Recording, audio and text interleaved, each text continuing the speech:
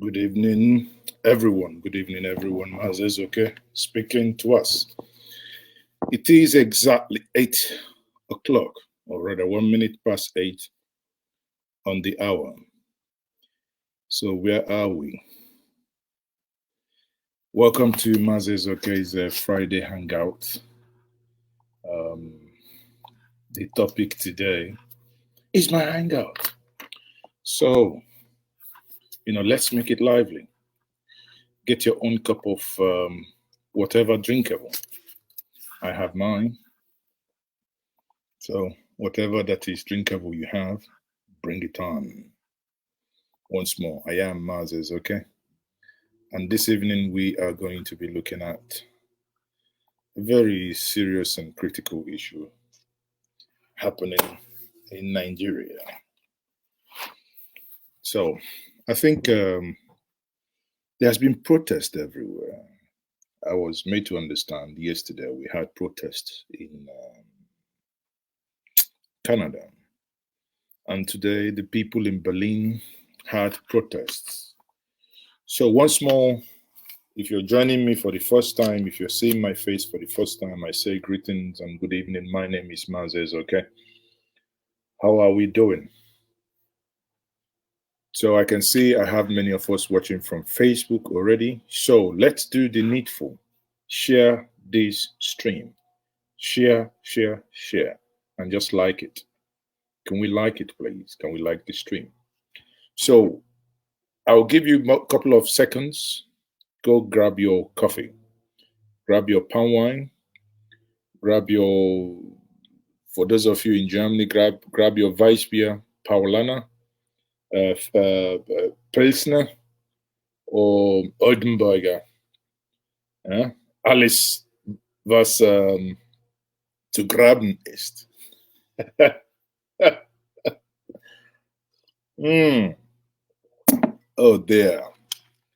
Whoever tapped this wine, may you never fall from the palm wine tree. May the ancestors of the land protect you. You are a very good tapper, I tell you. I know many of you in Europe and America will be feeling so jealous.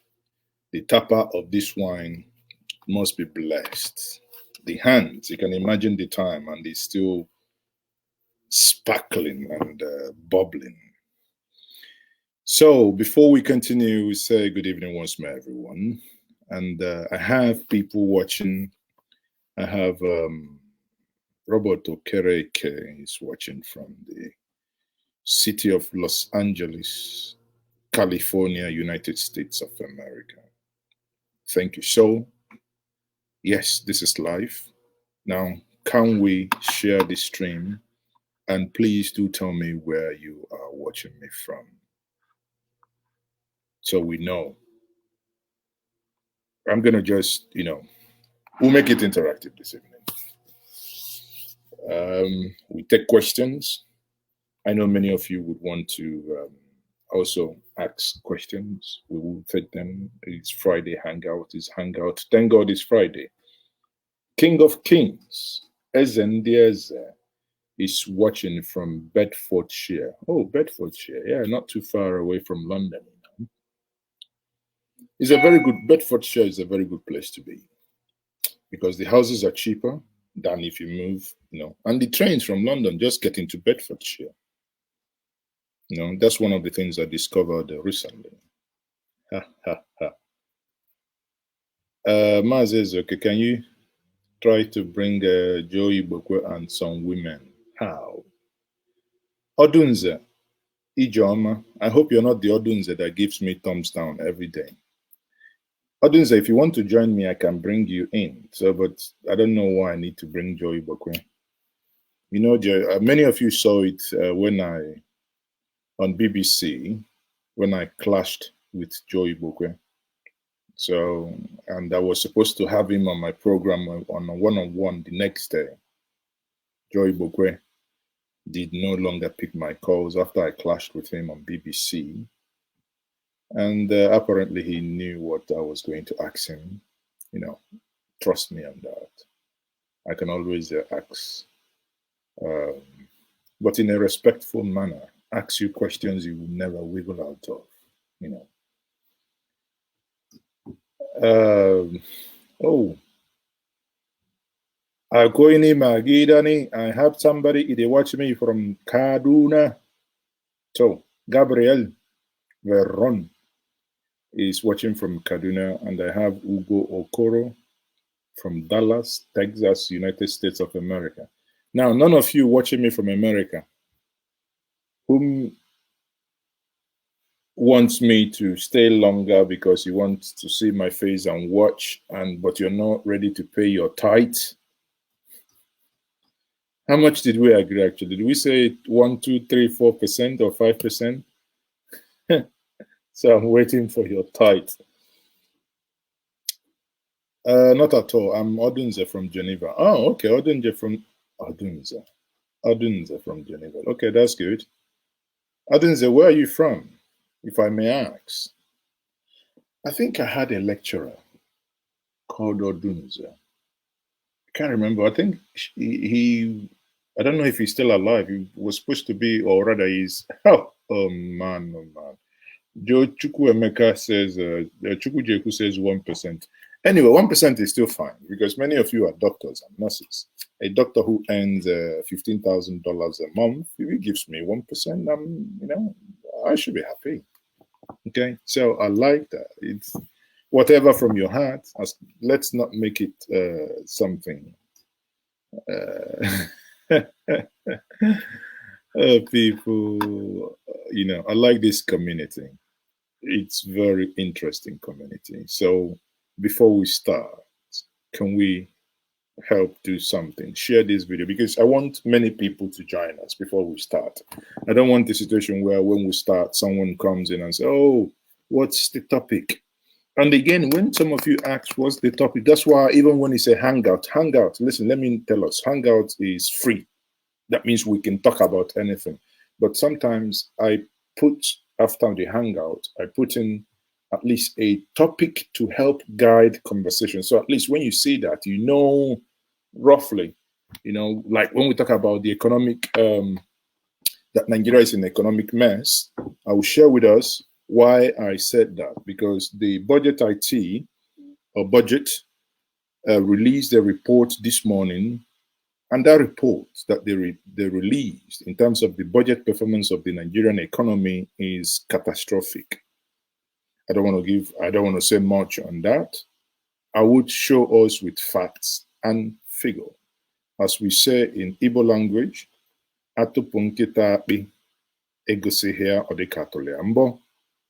when you remove lies from the dog, if you do not show it to the dog will think, oh, my owner just pinched me. And if care is not taken, the dog might start biting.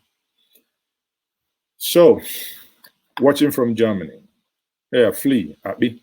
Yeah, thank you. Not lies. Lies is... Lies is the one that latches on the hair. I think it's flea or whatever it's called. Yeah, thank you very much. Avino. See, Avino, that's just what I just said now. Guys, you ask me the topic, you can still read it. It says there, Friday hangout with Mazi is okay. Nigeria in an economic mess. Loretta Onochie denies APC. Do you people want me to draw it on the floor so that I don't know what else to do, or I do not know what else to do? So let me look for Loretta Onochie's video. Maybe I'll start with that because that video is denied APC, saying since 2019 I have ceased being a member of the APC. Then you ask yourself, if you are no longer a member of the APC since 2019, what it means is very simple. Or rather, people will begin to ask questions.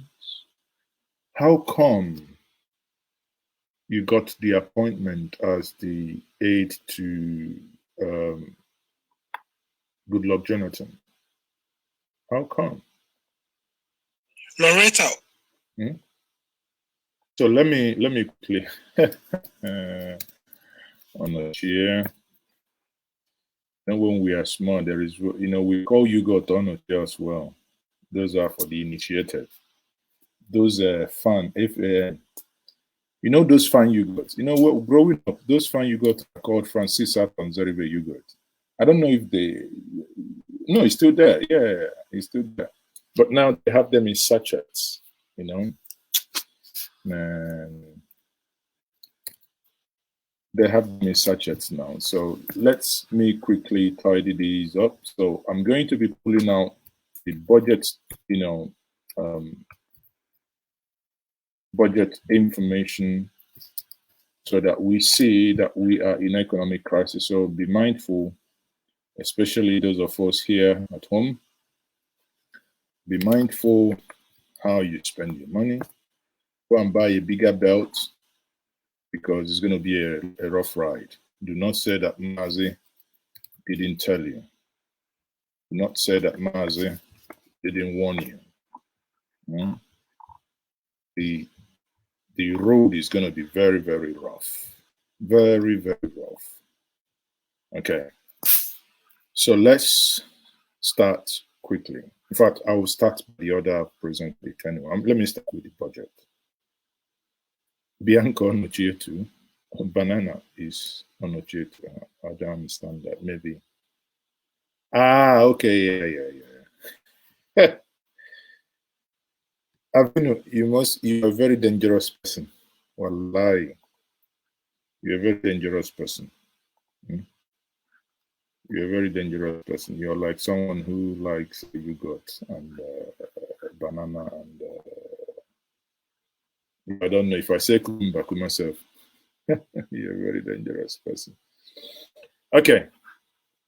So look at this, people. Look at this. Now, that's this morning. The 2020 budget implementation analysis from the Budget IT or Budget IT, I call them Budget IT, and they said that their 2020 budget implementation analysis is out. Debt servicing wiped off 97%. Close your eye. Stop watching. Close your eye. I gave you 100 naira and I used 100 naira to pay 97 naira debt. Can you live with 3 naira, people? 97%, that's 3.34 trillion. That's how much we use in servicing debt. Not paying off for servicing, like we bring oil, we put oil, servicing, we are servicing the debt, prolonging our hanging day. Total expenditure stood at 10.01 trillion. This means nearly all federal government salaries, overhead, capex. Those of you who do not know what capex is, capex means capital expenditure. We are financed with loans and CBN support. Now, pause for a minute. Close your eye again. It means in the last 1 year, you sat at home and you did virtually nothing. I wouldn't say you were unemployed, but you were not productive. You got paid. The salaries that you got paid was borrowed. Every capital expenditure, all the rails you hear, they do rails, they do Maradi, they do Abuja Kaduna, they do Lagos Ibadan. Everything you can think of, every single capital expenditure that was spent came from loan. or CBN support. Why is CBN supporting us? Because we are effing broke. Now, let's look at this too. You see, that's 2020 budget implementation. I know many of you wouldn't, one thing, you see, one thing we have to do is, this is not a time, irrespective of what you believe in, this is a time to pay attention and listen to all these things, because it's going to affect you and I, no matter how we think. This is, the budget implementation analysis and how we order revenues. We budgeted those areas. There are areas, I think it might be, let me see if I make it bigger. You're probably still not able to see it. Let me see if I can blow it up a little bit so that you can, I want you to read, yeah, you can read it now. I want you to see it. So it's not that Mazi is saying because it's tiny. I want you to see this. Now, federal government independent revenue. Federal government independent revenue. Federal government share of signature bonus renew, blah, blah, blah. Transfer from special account, transfer from special account, levy account, blah, blah, blah. Okay? So these are things that we are budgeted, and these were actuals. Meaning, in these actuals means is zero. Most of them. Yes, some of these things were budgeted, but because there was no money, actually zero. And you think we're not in autopilot.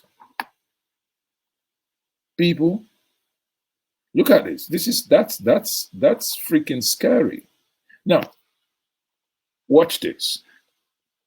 There is this question now they post, that is the budget IT. They post this question. Meanwhile, federal government of Nigeria claimed that it earns zero revenue from stamp duties and domestic recoveries, plus assets, fines. All these fines, you go to court, all these fines they give, all these traffic fines, all, international, you give MTN fine, you give channels fine. So all this thing means in that year, there was no remittance, or there was no money. Now they came with the bump, the Ogbenge, despite combined projection of 437 billion. That's what they projected. 437 billion. Yet, nothing, absolutely nothing was in. Again, I think it's one of these things that I have to blow up again so that you guys see this. Now, revenue. We budgeted 5.3 trillion, actual 3.4. Now, when I said it the other day, some of you don't understand that we are a very poor nation. Look, all these things you hear, look at what they got from oil. All these things you hear, oh, oil back, up, back. Yet the same nation that knows they are freaking poor is still unable, very, very unable to remove subsidy. Remember, when we had that shock of falling oil price, till tomorrow, I would always argue, you and I might feel the impact for a while, but it's going to be on the long run beneficial to every one of us. And that is very simple, how it's going to be beneficial to us. Bear in mind, I don't know how many of you watching me now has fleets of cars, like 5, 6, 7, 8, 10 cars. Or I don't know how many of you watching me now that has, that have V6 engine, 4.5 quattro engines. I don't know how many of you.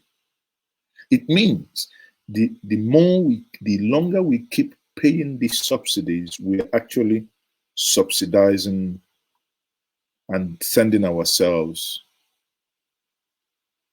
to the, to the grave. That's what we are doing. Again, exactly like Onyenimo said, we are at the verge of defaulting. Huh? So it's better to remove all these you know, sometimes I will show us actually something that Ayo Fayoshe said today, so it will understand. Because this, you know, the government promised a lot, but the government virtually does nothing. Look at the expenditure, 93 freaking percent. You know, you look at these things, you keep wondering, you keep asking yourself, how did we get here? How? And there is no clarity at all. There is no clarity.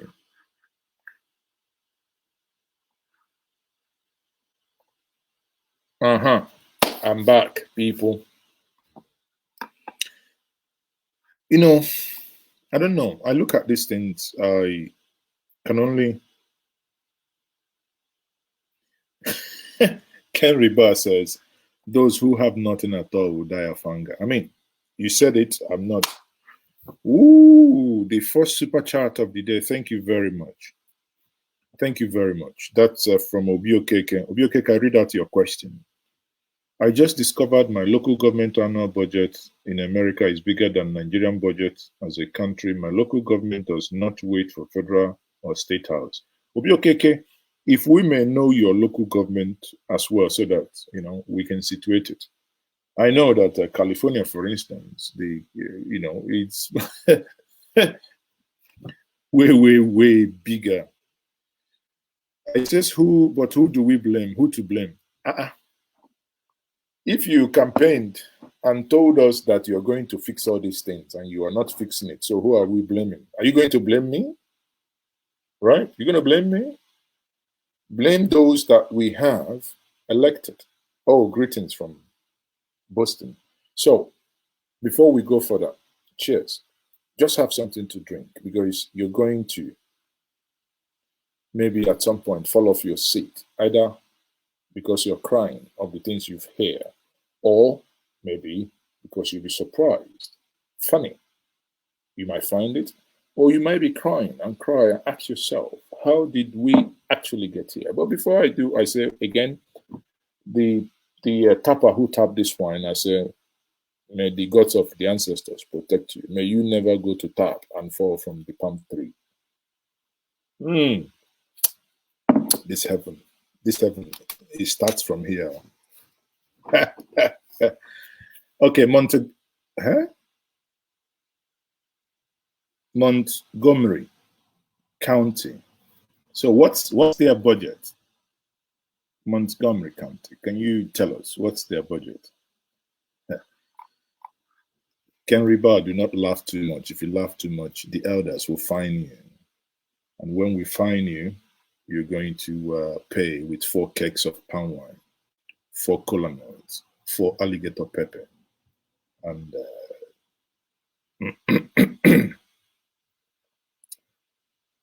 where is Maputo?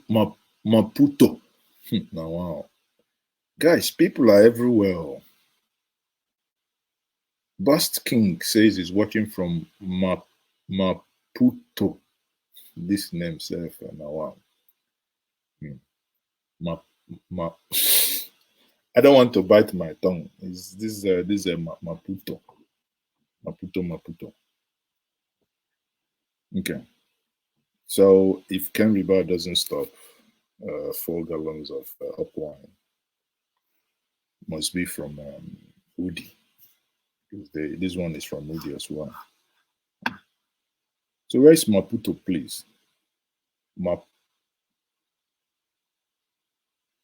Oh, wow. Greetings from Belgium. Yes, people from Belgium. Thank you very much, everyone. So, and having said that, again, that's my message to us is that we have to, things are not going all right. And the nation, some say is a nation in distress. You know, some say is a nation in distress. I can't agree more, because indeed there are every signs and everything about distress is there. There is no way, and there is no gainsaying. There is no way you can deny that. That is the actual fact. But I would get us also the statement of Ayo Fayoshe. You can see how factual. But sometimes, you know, Maputo is the capital of Mozambique. In Mozambique, you know. I haven't been to Mozambique. I know some of you call them Mozambique, but I know growing up we call them Mozambique. Hmm? I think today is my African Day, or is it that some of you are just waking up? I'm watching from Mawa, Cameroon. Huh. Wow, this one Nakekemawa. Maputo is in Southern Africa. Mm-hmm. Aluta continua, everything's Qatar. Okay, people. So watching from Mallorca, or Mallorca, Spain. You know, they call them Mallorca, but it's called Mallorca. Yeah. I am watching from Queens, New York. Wow. In the America. I think I'm going very soon. I'm going to come to America. So it's, you know, you guys tell me where to. I think the London people, they fed my hand. When it came to time of taking me out, all of them entered on the grand train and ran away. At some point, I became so scared because I don't want to enter on the grand train now and come out in Kenya. So I respected myself. Mm. You're watching from Lagos, okay. So people, do want me one thing, just like the stream, share the video, and share this video. Now, having said that, that's on the part of the economy. Now let's go back and see what actually happened with Loretta Onochia. You see, in the Bible, they say before the the cock crows 3 times, somebody will deny Jesus. But I don't think this one is up to 3 times. If he denied APC, said since 2019, she has ceased and stopped being a member of the AFC, All Progressive Confidence. All Progressive Confidence. I don't know what to think about that, but the bottom line is, you ask yourself, why must she do the INEC job? Can't she do something else? And again, why must the president also insist? You know, sometimes even when the president wants to do something right, he keeps doing it in a wrong way. If people are calling her out, and if people are not agreeing to that, why must you insist? That is something I don't most times understand. Hmm?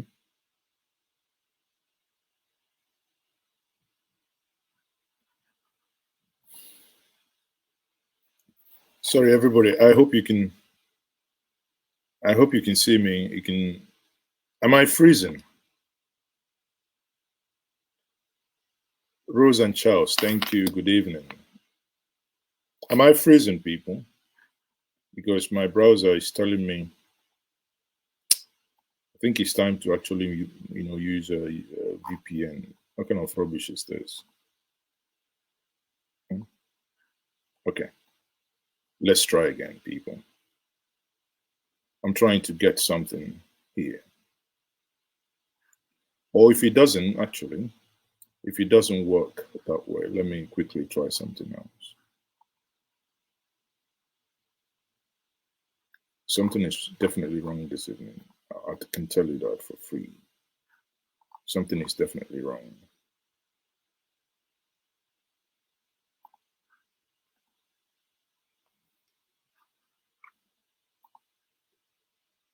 If I'm frozen, just bear with me for 2.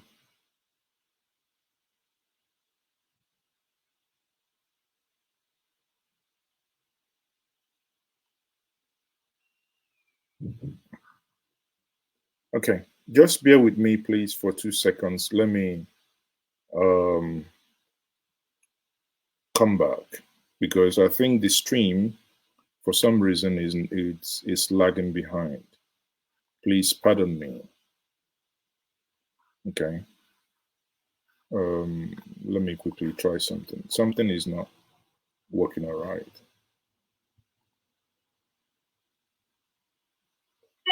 Okay, am I okay from there? Because I can see my pictures are not clear.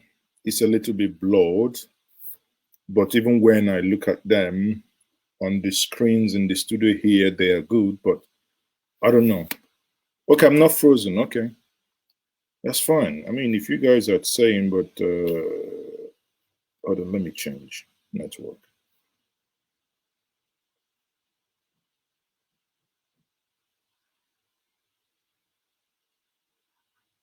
I say because of work. Okay, that work will not be okay. Let me quickly. You know what I'm gonna do? Let me not do it the conventional way I do, but in this case, let me quickly see if I can bring in. Let me do screen sharing them, as opposed to getting it the way I would always want. Okay, let's see if this will work. Loretta Onochie's nomination has received wide condemnation from the public over her alleged partisanship and membership of the governing All Progressives Congress, thereby leading to tons of petitions against her to the National Assembly. But at this screening before the Senate Committee on INEC, Onochie categorically denied any membership of the APC and debunked any partisanship despite petitions against her before the committee. So at this point, do you think she's telling the truth that she's not part of the APC? At this point, do you think she's telling the truth that she's not part of the APC? Maybe. I don't know. Oga Lain Mohammed. Oh, why do I have to say that all the time? Oga Lain Mohammed, not Lain Mohammed. Is Onochie telling when the my truth? 7-year-old grandson called me and said, "Grandpa, tell me the truth. Why did they call you Liar Mohammed?"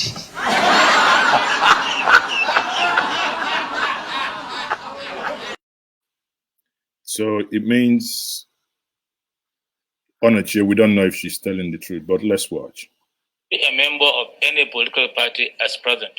I am not. Since 2019, when President Muhammad Buhari won his second term, I have removed myself from anything political, not even anticipating that I will be here today defending my nomination to INEC. It was never in my, I never envisaged it, but here I am. When my 7-year-old grandson called me and said, "Grandpa, tell me the truth. Why did they call you Liar Mohammed?"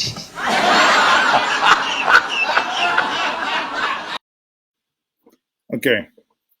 Now there are a couple of things that came out of what she said. One is that she moved away from the APC in 2019 after the president won the election. Okay, bear in mind, the president won election, I think, in February and was sworn in May. So that means she apparently stopped being a part of APC in May. Sorry, in February. That's according to her statement. Now, what that means is there is no way that the president would have given her to serve her on that close and personal capacity if she was not part of the APC. You know, if she was not part of the APC party, I don't even making sense because it doesn't make sense. So it means that the president could have gone to, you know, all those people who he's hiring. He could have gone to YPP or gone to anywhere and get someone. And this is not like she was doing an expat role. You can understand when you have like economic advisors that, you know, these economic advisors are not going to be those who should be in your party. They mustn't necessary, because it could actually be that within your party you do not have the requisite qualifications, you know, or that the people there are not all that qualified to do that job. But here is she, because when I watched this, I remember there was a time in 2020, she made a tweet. For those of you who still, because she's blocked me anyway, she blocked me. I can no longer see her tweets because Nigeria, when you query some things, you can imagine me. I never cursed people out, but at least I queried some of the things. Then I think it's about 3 years now she blocked me. She doesn't like it when you ask her questions. That is not the usual praise singing. Just sought clarifications, and the next thing I knew it, boom, she blocked me. But I remember in 2020, she tweeted something saying that the AP, she was glad that they are having their APC mega whatever, and the language was, I am happy and I'm glad we are having our blah, blah, blah within the. So how can you personalize I am, we are, if you are not part of? Does that make sense? How can you? Sometimes, honestly, people, do you know my prayer? Yeah? My prayer is, I pray that you watching me, may you never, may your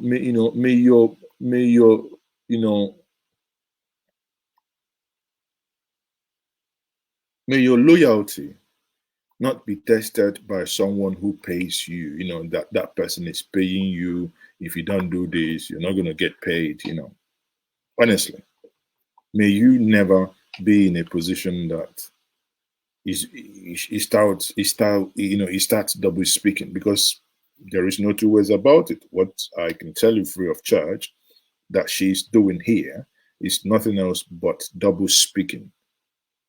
Continue. Let's continue. Let's still watch and see what she said. Senators will take none of that, as they insisted that.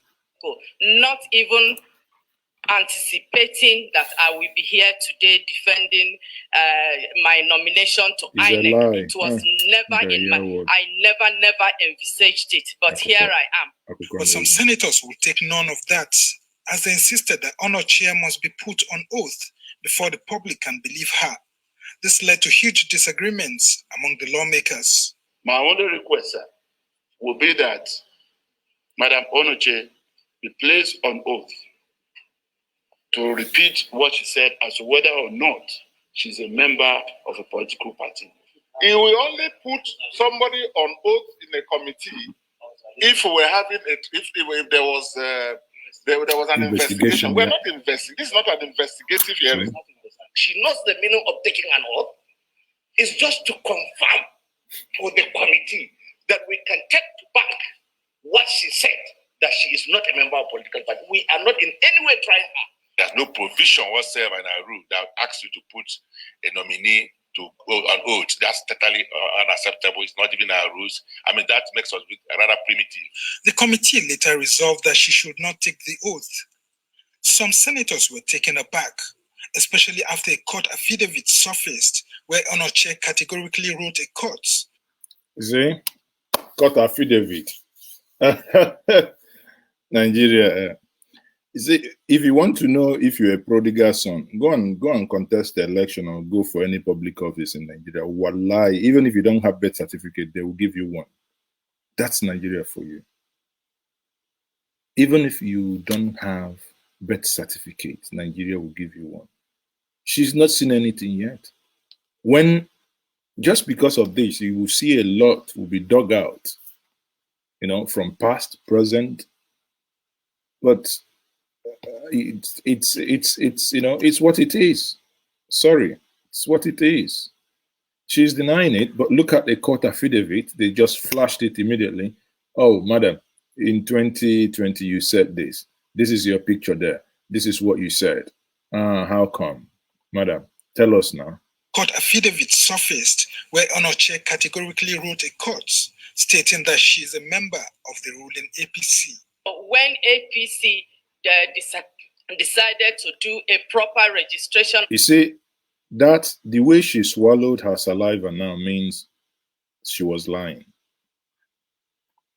Should we ask Lai Mohammed? The way she swallowed that saliva there means she was lying. When my 7-year-old grandson called me and said, "Grandpa, tell me the truth. Why did they call you Liar Mohammed?"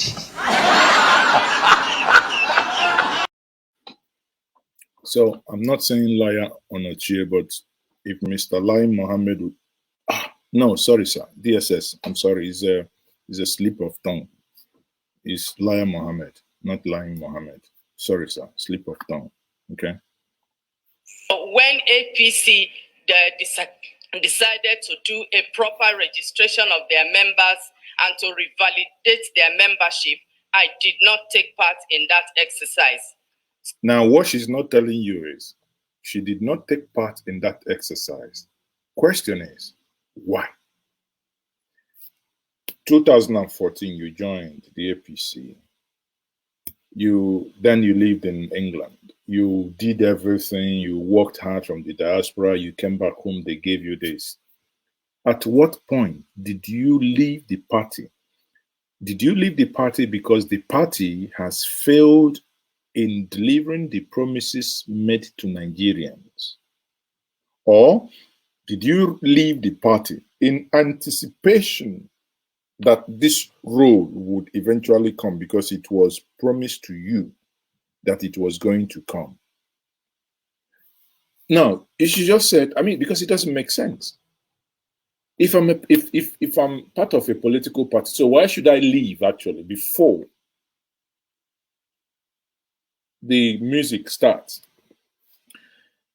Then let her tell us that, okay, I left because the party disappointed me and I didn't want to associate myself with the party. That's why I did not revalidate my my membership.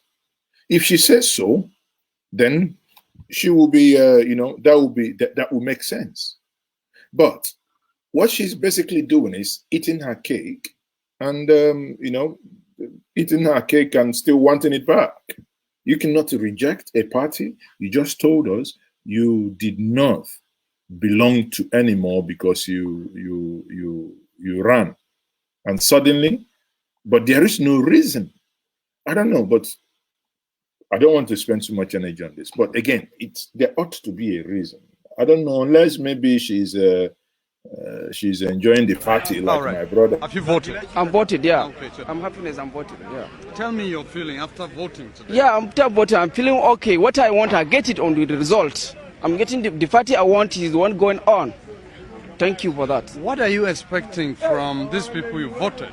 I'm voted, they can do what you want, and then when they want, what they want, inshallah, we'll happiness more, isn't it? But your sister is saying that, inshallah, she's no longer happiness more. That's why she left the party, isn't it? That's contradiction. As I'm sitting down here, I am not a member of any political party in this country. Despite the observations by senators, Onochie insisted that she stopped being a member of the ruling All Progressives Congress immediately after the 2019 elections. The committee then adjourned hearing to compile its report and present it to the Senate at plenary some other time. Onochie's nomination had sparked an outrage from the opposition and civil society groups, with PDP leaders staging a peaceful protest at the National Assembly complex to demand her rejection as INEC National Commissioner nominee.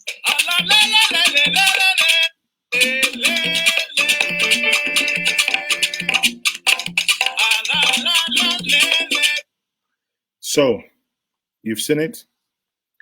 Now she's telling us she's no longer part of APC. She's no longer part of the progressives. She's no longer part of whatever that is happening. But she wants, it's just like trying to make an omelette without breaking eggs. Trying to make, okay, somebody has given her a name. She says that now her name should be Onochie Linus. I think that's a very, okay, Linus on.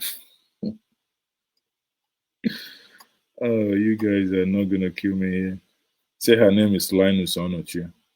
Now, that's that. What we're going to do is, in order for the stream not to be too long, I might actually, so that you have your view, but have your view. Make sure you are if you're not driving, you are in a very conducive environment. You can join me. Let me share a link to join me in the stream. So that's now on Facebook, and that is also on YouTube. So you wish to join and make your contribution, you can join and make the contribution. But at the end of the day, I mean, it's, no. No.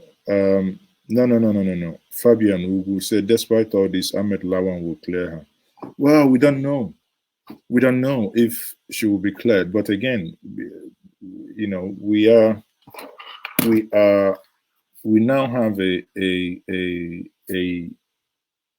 Senate of rubber stampers, automated. Actually, I should add that it's an automated rubber stamping Senate is what we have. I do not, because if you actually look, you see PDP senators were arguing on facts. If you watched, if you observed what Sirika or whatever, the former governor of Bayelsa, Sidiaka Dixon, if you watch what he said, he actually made note that they shouldn't subject her to taking an oath. But basically, because this is not an investigative panel, it's just for them to make clarifications and go back to the Senate on on the issues that they found out. But for the government, and because the economy is a near catastrophic place that it ought not to be, I want us to look at these questions that was asked by Ayo Fayoshe. Sometimes you can like him, you can hate him, but one would have expected that any serious government, I just want to copy it into a Word document, and so I can share my screen, therefore, then we'll read it all together so that it makes more sense to us. Okay, so let me quickly. Okay.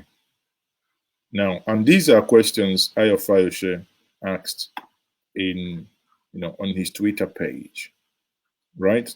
And these questions are as follows. Let me quickly bring the questions up. So these questions are as follows.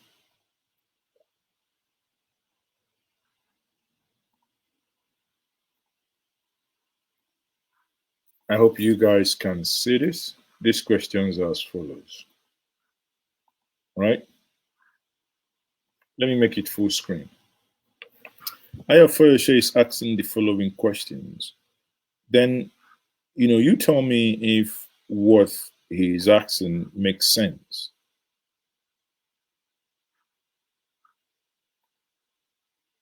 Look, question number 1.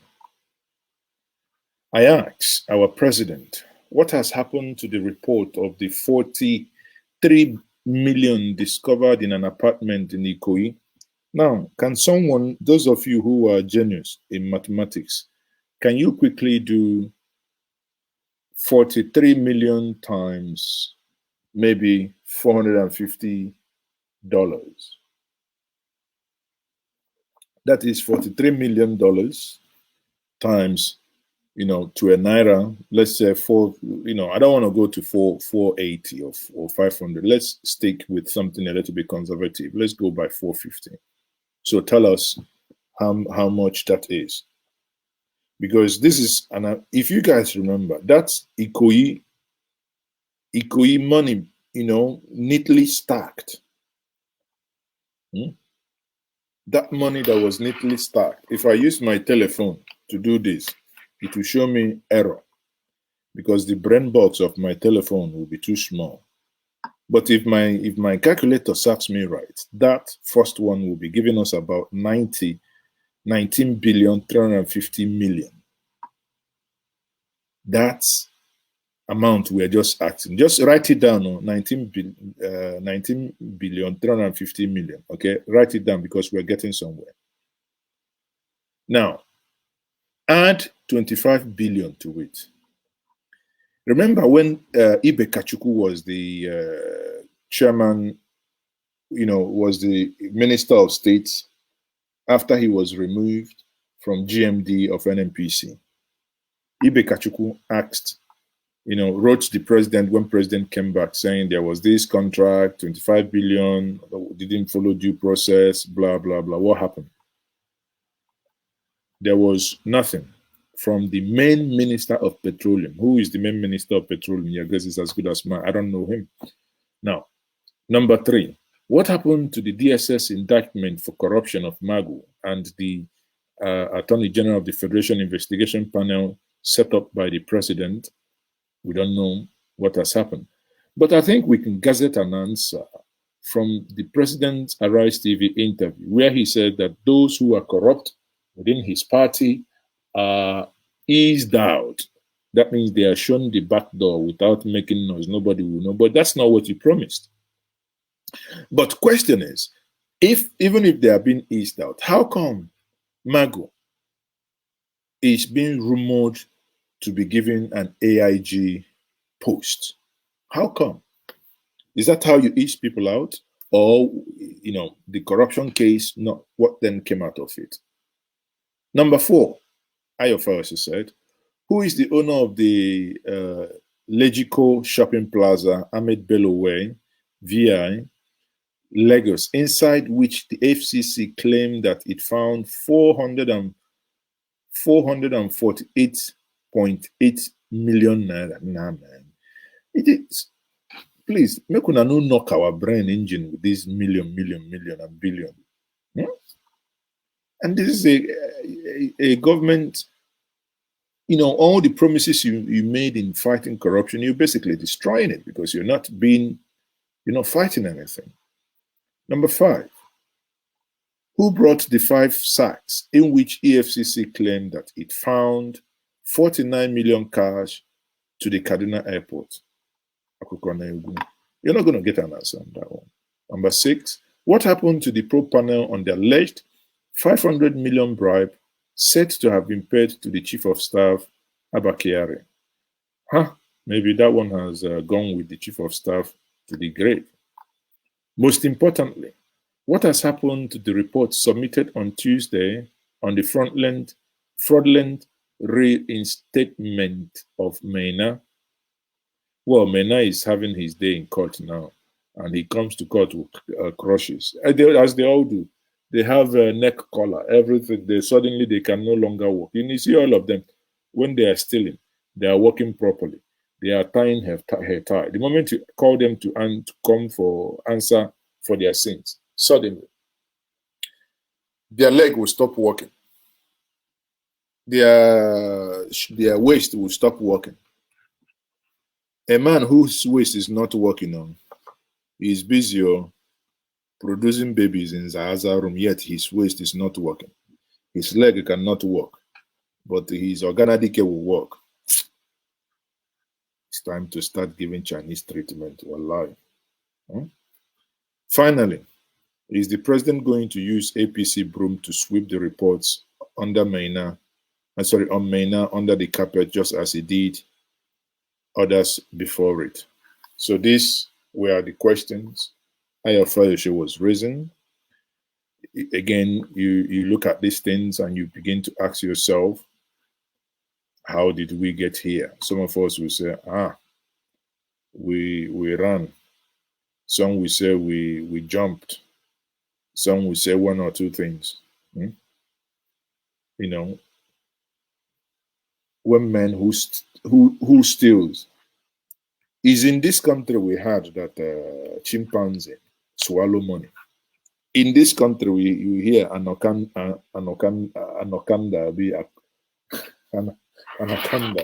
anaconda swallows or whatever swallows money. Just because somebody has stolen money. It comes to a point where you then ask that individual, please come and give account of how you spent this money. We saw Mena We saw this guy from Kaduna, the one that was brought to court. He didn't know there was CCTV. He went to pray. And you ask yourself, to which God are you praying? Is it the God of corruption that you're praying? The moment he comes out, he puts on his theatrics. His leg will no longer work. Yet, he has 4 aminas. He has 4 amarias at home. And he will be lungu-lungu from one room to the other. Everything, when he gets home, everything will function very well in the other room. In the other room, there will be competition of which one will bore 12 and the other one will bore 8 children, so that the department will be increasing. But come and ask, or rather answer question of how the monies given to you was used. Nah, it doesn't. Even one of them, there is one that you even see self, you will cry. The one from JAMB, let me see if I can. From JAMB, get the, just tell us how much did you people spend. No, it will be trouble. They can't talk about how much they spend. Yet, the same person is saying, we have gone digital. We have gone digital. This happens digital. The other one happens digital. But how do you spend money? They'll tell you, oh, we get our money electronically, digitally. Or not, it will be sounding easy, digital or electronically. How do you then spend it? You will hear nothing. How do you then spend it? That's why you see, like Asaba Airport, you land in Asaba Airport, there will be total darkness. I'm not kidding you, total darkness. People will be trying to board plane. I mean, sometimes I don't even know if these people understand the shame that the world, that the world has become a global village, that this shame. People will just put on their touchlight, just like this. Put it on. People just walking around and you are like, what the freaking hell? What are you guys doing? How? How do you get to that point? Because everyone is stealing as if there is no tomorrow. Because people no longer have faith. You collect money digitally and you spend it. Anyway, let me look for the video, because it's indeed funny, honestly. Not only that it's funny, it's one of those things that will kind of almost want to make you cry, because you look at it and you say, how did we get here?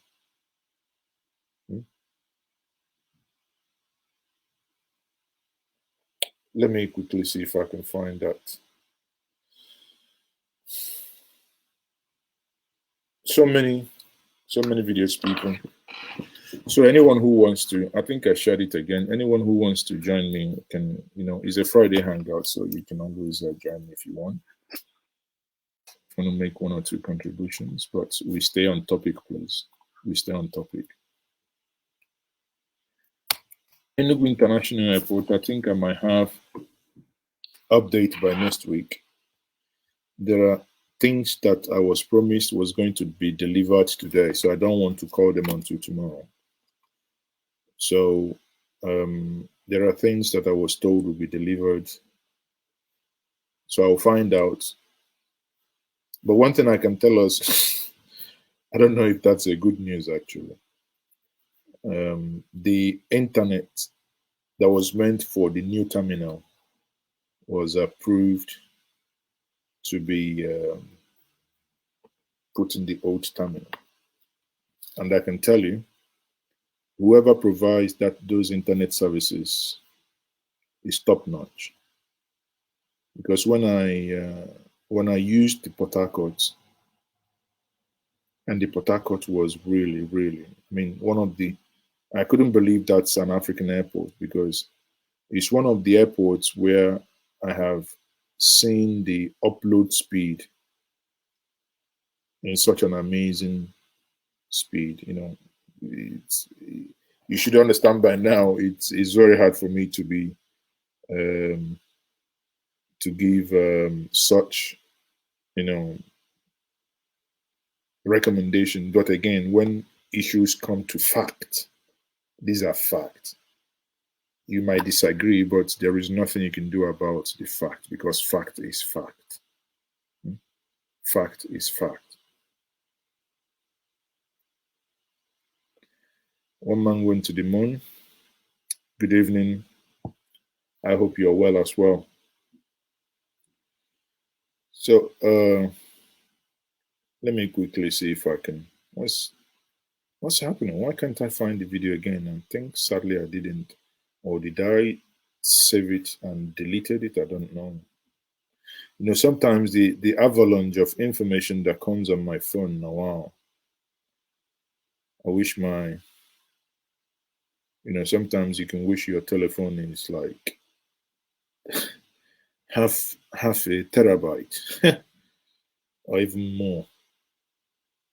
Yeah, but again, when you leave a lot of things on, you know, when you don't delete them, they also, even if it's an Apple phone, it still kind of slows down your, you know, the speed of your phone. It slows it down a little bit. So to avoid that, sometimes, especially on WhatsApp, you know, many of you will know, if you go to WhatsApp setting, there is this thing you can now use in deleting multiple messages. I can't remember where I saw that. Hold on, let me check this one.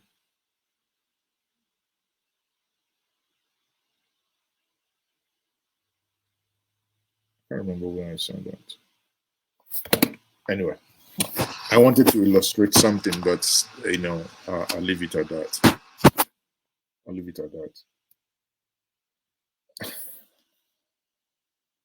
Yeah, you know, CEO says is that these guys are psychiatric patients, and I agree. I agree because, you know, some of the things they do is abnormal. It can only, you know, I don't know, but some of these things can only be done by people who are mentally retarded. You know, because sometimes when you hear the amount being stolen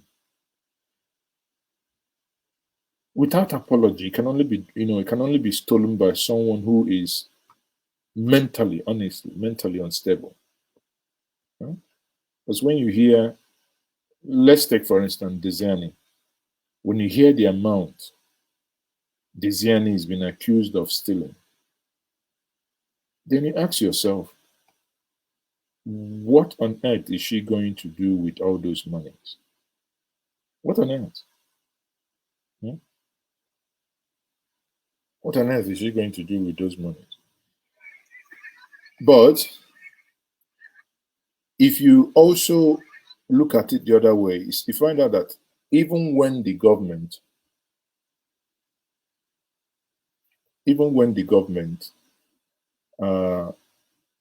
tells you, okay, we're going to deal with it, the government appears to be doing nothing as well. And you think you've seen it all. Now, I think in the case of Kaduna as well, in the case of Kaduna, the situation of education because of their own children that were abducted. It means that things have really gotten out of hand, that parents can only, I mean, you know, parents can only appear to, or rather try to take laws into their hands.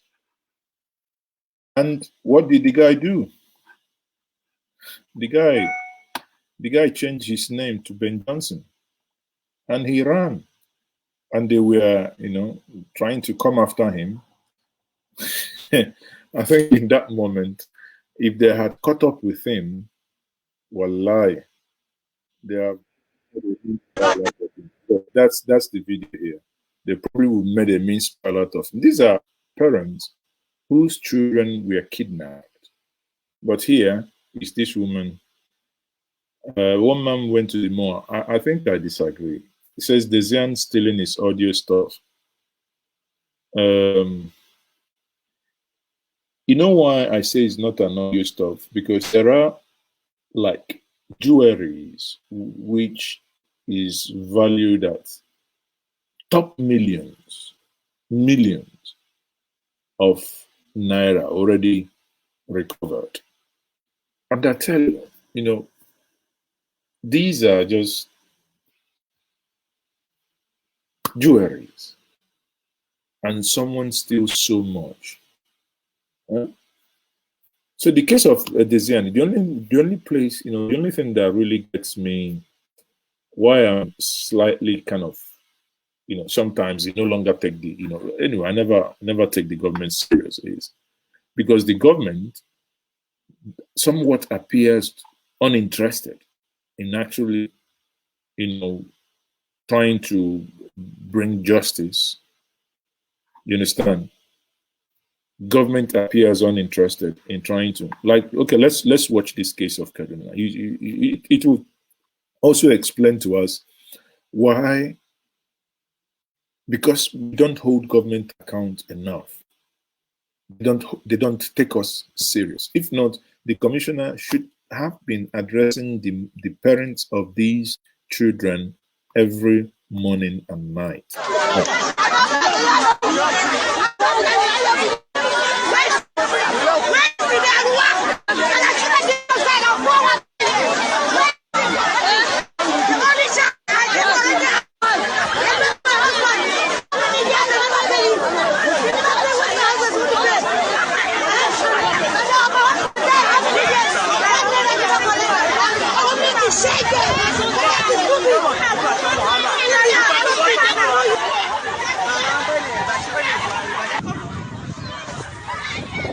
People are going after Arwan. People are already mad. People are already going crazy.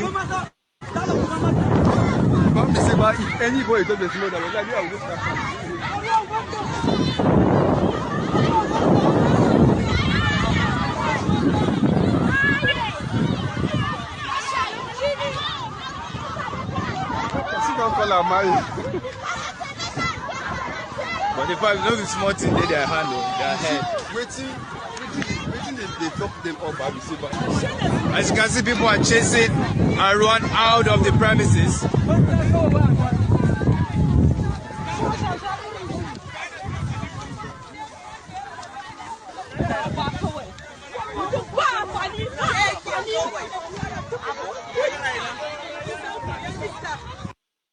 So you see, the people, you cannot underrate the power, the resolve of the people. When the people say enough is enough, and it's coming to that point that because the government is not listening, that at some point the people have to now say, it's building gradually. It's, for the moment, is hit and run. COVID came, or during COVID, or rather after COVID, people did NSAS. It was spontaneous. It wasn't planned. And when I read the ruling party accusing the PDP of being behind it, I laugh. I say, anyway, don't worry. Maybe the next one that will happen is going to come from your party itself. Maybe the one that's going to happen next is going to come from your party itself. So at the end of the day, that you guys will begin to get some sense. I don't know, honestly. It's sometimes it can be very, very mind-boggling. What's happening again? You guys have just looked at the comment section. It appears you guys are fighting.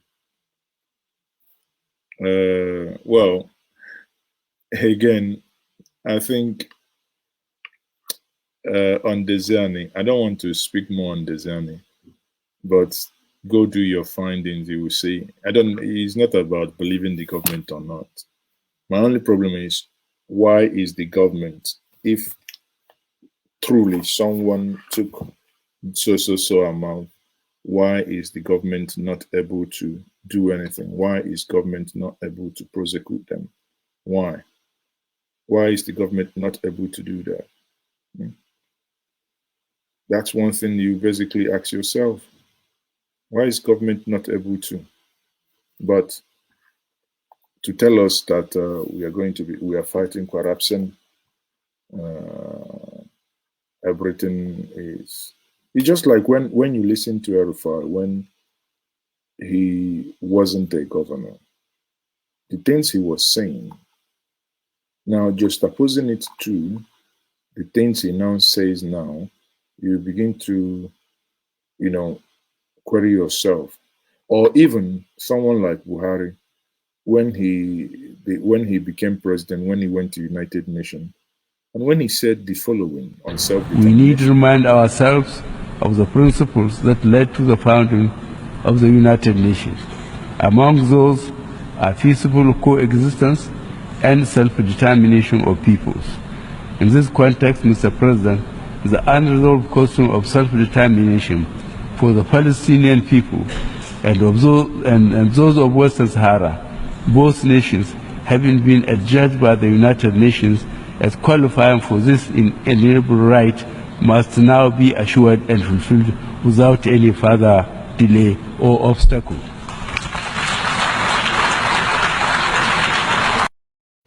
So, and here is the man talking about self-determination. And suddenly, under his governance, anyone who talks about self-determination becomes a criminal and must be killed by all means and by any means necessary. Again, if government, if they are listening, and if government, if you're watching, you have to know that people do not, you cannot keep a union by force. You keep a union by mutual respect and with a listening ear. Ask yourself, what is it like Sheikh Husani said the other time? What is it that happens when people who were once nationalists start talking in a very divisive way? What happens? What has gone wrong? Why is it that you can't sit down and want to listen to why they are actually, behaving in that manner? Why can't we do that? But rather, as a bad carpenter we are, anything we see must be maybe something taller than 6 inches nail that we must all use hammer and hammer them at any point. It's not fair. It's not fair. This is not a time to lament, but it's not fair. So people, for those of you complaining that sometimes the streams are, too long, so of course I know it's hangout. I hope you're drinking your happiness more. I hope your happiness more.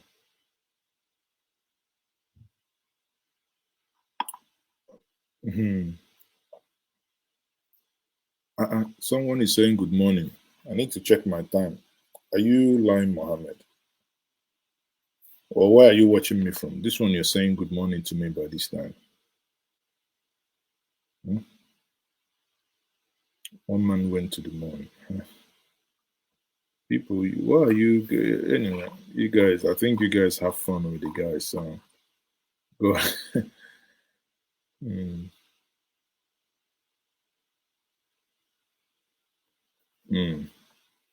Yeah, I understand. I mean, CEO says your own words can be dismissed. Truth no longer stand.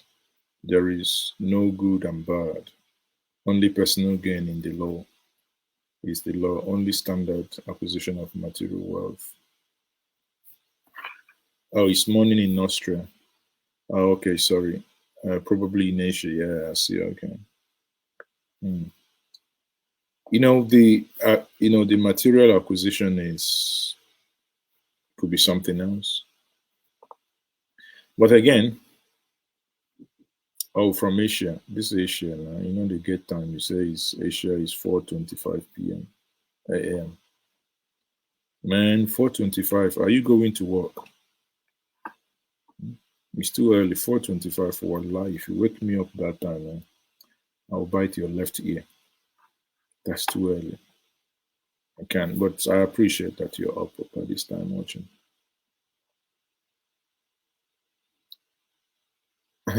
One man went to the moon and said people should stop being so sensitive. So okay, then you ought to also stop being sensitive, because it goes both ways. You have to also. Anyway, people, on that note, I'll say thank you very much for joining me this evening. Join me tomorrow. We will have our usual. Actually, I will try and see if I will get Emeko Mabarasi tomorrow. Tomorrow, normally my street parliament. But there was this report where, the Inter-Society made staggering revelations of how over 3,000 people were picked up in the Southeast and with names, and over 300 of them illegally jailed, or rather remanded in prison, not jailed. And when you watch, when you hear such, you keep asking yourself, where is the injustice? So what I'm going to do is, if it sits with him, I'll just quickly arrange that for tomorrow, because I just reread the report, and the report is staggering. Tayo Hamid says, Njenje, is it only invited guests that can contribute orally, and for the rest only text messages? No, Tayo, it depends on which occasion. If it's Zoom, obviously you can join the Zoom meeting. Then if you join the Zoom meeting, when we get to the question time, you can ask your question.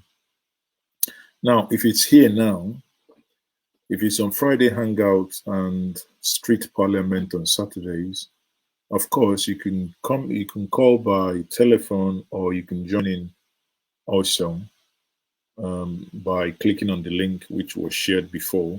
So if you had wanted to join, you could as well join. It's not, it's not a must. Or obviously, depending on how many people watching and writing messages, there are times messages, if days we get 2,000, 3,000, obviously, if messages are coming so quick, sadly, those messages would not be captured. Not every message. I mean, you can't be talking and be reading so fast, Ken Riba says, Mazi, there is a lot that happened in Imo State. Regarding like what? What and what? Is it the PDP, AP, or the APC crisis in Imo State? Those that decamped to PDP, I don't want to say anything, but somewhat it serves them right, because they were with Ihedioha. Ihedioha was removed. The upper week, they all moved to PDP, APC. Now they're being kicked, their butts are being kicked, and they're crying. Me, I'm a spectator.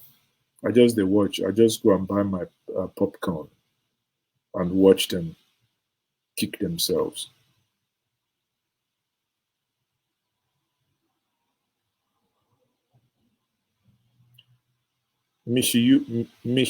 You, I don't understand. It's apologies for digressing, but these infos, when they come out, I don't understand which info you mean.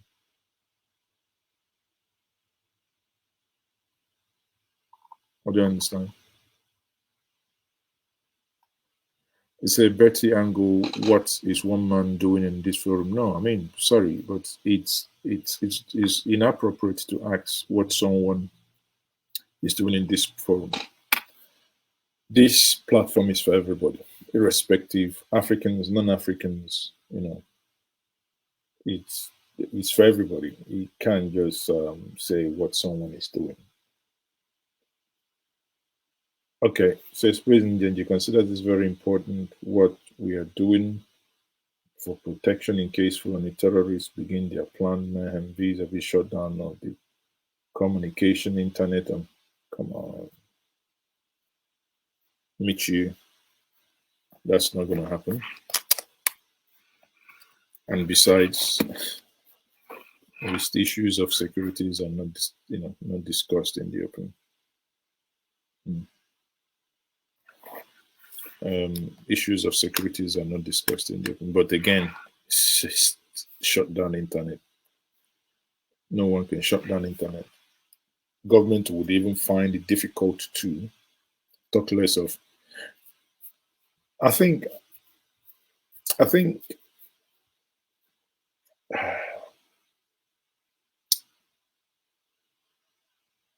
don't know how to say this without sounding a little bit dismissive, but I must tell my brothers in the diaspora to calm down a little bit.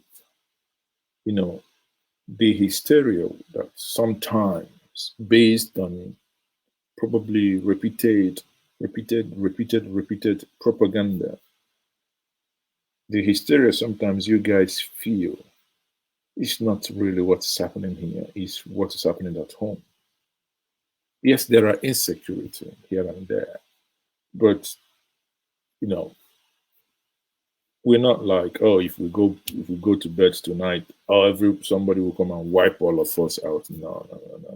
There are insecurity. I mean, that's it has its challenges. It does happen, and that's why I keep saying it is a matter of dealing with crime, not profiling and ethnicizing crime. It doesn't matter, because when you profile crime to have been committed by only one set of people, then I ask, all our siblings, our brothers and sisters engaging in crimes, what happened just happened? They just got all baptized and maybe they're all born again and everything stops.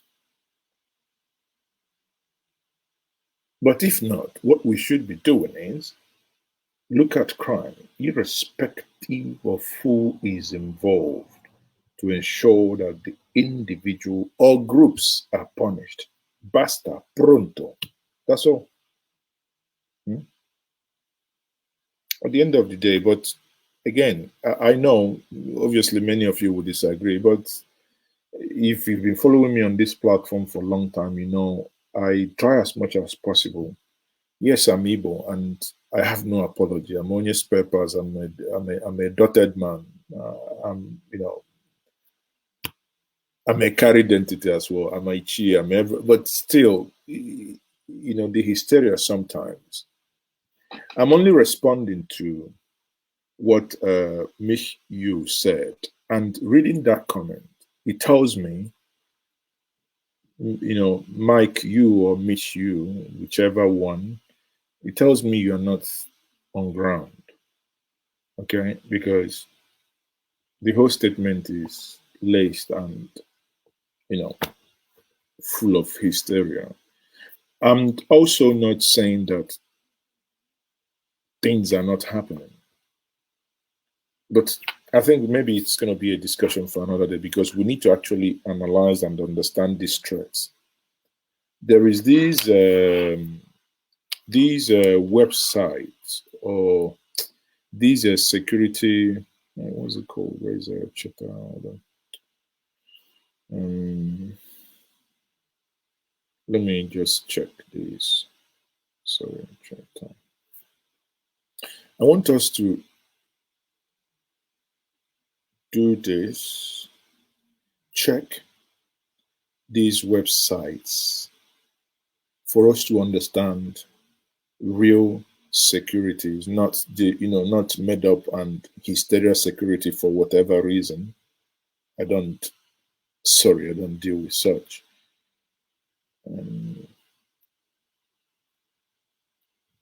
Of course, there are threats. There are security threats.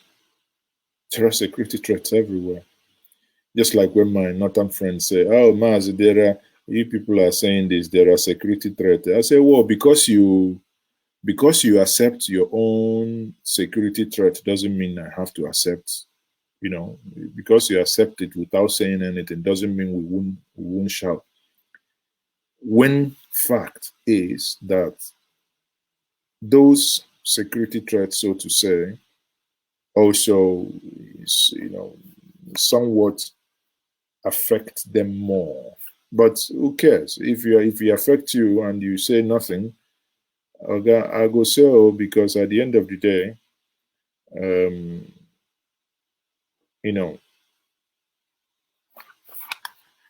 at the end of the day, I'm not. Hold on, I just need to, please, before I close, I just need to just. I can't remember the name of this company off heart, but I just need to quickly check that and say it here. Because I want us to be an informed people, you know. I want us to be an informed people. Yes. Okay. That is SPM Intel.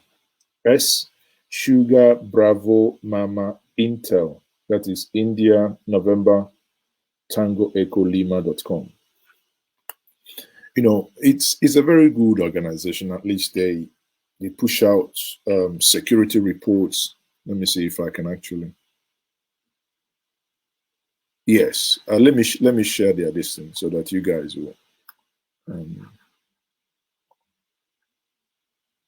Because these are things I know. Honestly, I pity some of us because I understand how you can feel when you wake up and most of the things you hear, you see every day, it appears you understand. So this is the website SBM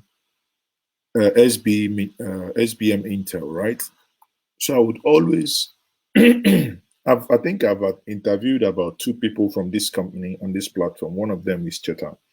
So what they do is they do most of these, security reports, security mappings. When you take time and read, you might begin to contextualize and begin to understand how these crimes and how these criminal activities, how they develop, because they map them out.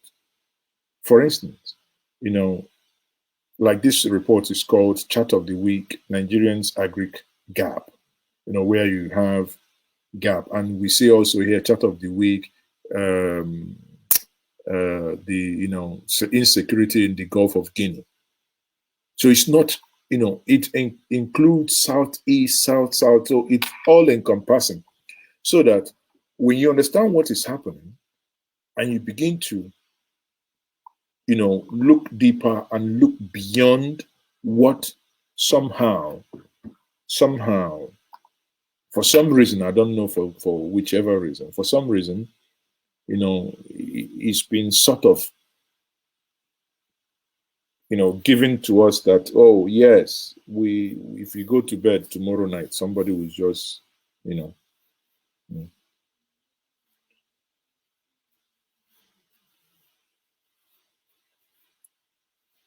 please, when are you going to begin campaign for flights to resume it?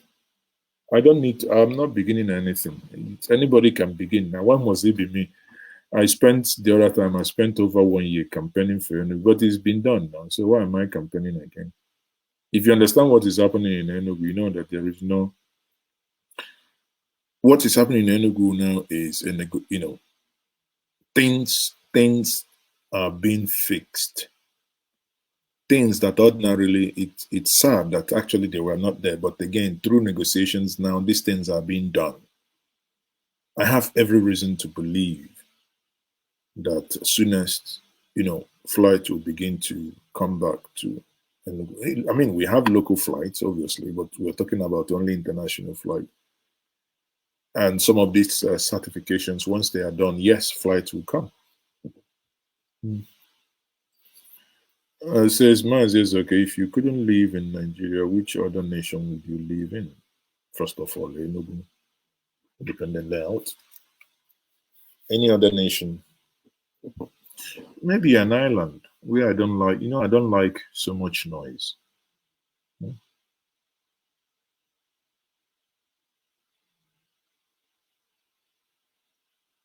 Prophetic, Colonel Umar blast, mask wearing Buhari.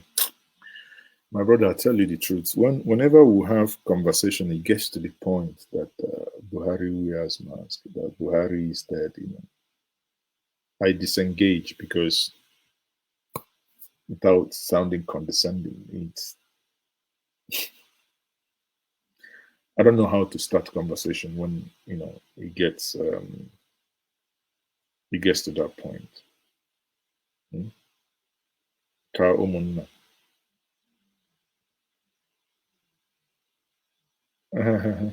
Yes, if it comes to giving undue attention to the IPOB and the Nnamdi, of course I agree. These things are facts. So that's why I keep saying we must remain in the realm of facts, so that it will help us discover patterns when there are variations. You can follow issues, not when you follow issues so much with emotion without tact and strategy. There you are bound to make so much mistake and eventually crash out. Why? Just like I told us one time, I will be the last person to destroy any property in an Igbo because I know what it means to build. So many disagreed, but I said I won't never support it and I will never be part of it. But here we are.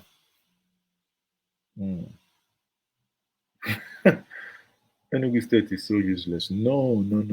How is Enugu State useless? Please, can you explain? It's a conversation I want to have. I'm not defending anybody, but Enugu is still, even as I speak to you now, is still the only person that, it's still the only place. Yes, there was this,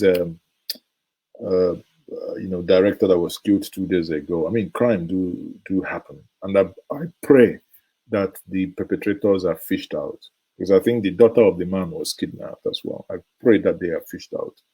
Aside that, Enugu remains, as long as Southeast is concerned, remains my city. It's a city I can, I'm in Enugu, I can get out 11, 12 o'clock, enter my car, go anywhere where I want to go. And you call it a useless place, come on, come down. There are bad decisions, like I keep telling us, when ShopRite was built in a space where we had Polo Park, where you have, I think, Gates Hotel being built where we had the zoo, and these things are things that should never have happened. Yes, I know that land is appreciated, but for Christ's sake, these are common places. The government is not working. Again, government is not working. It's relative. No government is working in Nigeria from A to Z. Not one. Even Kaduna, even Zulu, none of them is working. Because none of them, tell me how many. The other time, one man went to Mo was saying that Lagos has water. When I argue this, no state, you didn't know what it means. No state. All you can see, you see probably old areas. You know that Nigeria is so messed up that even if when you want to wire, connect water now, you run into trouble. So the water will be going on in gutters.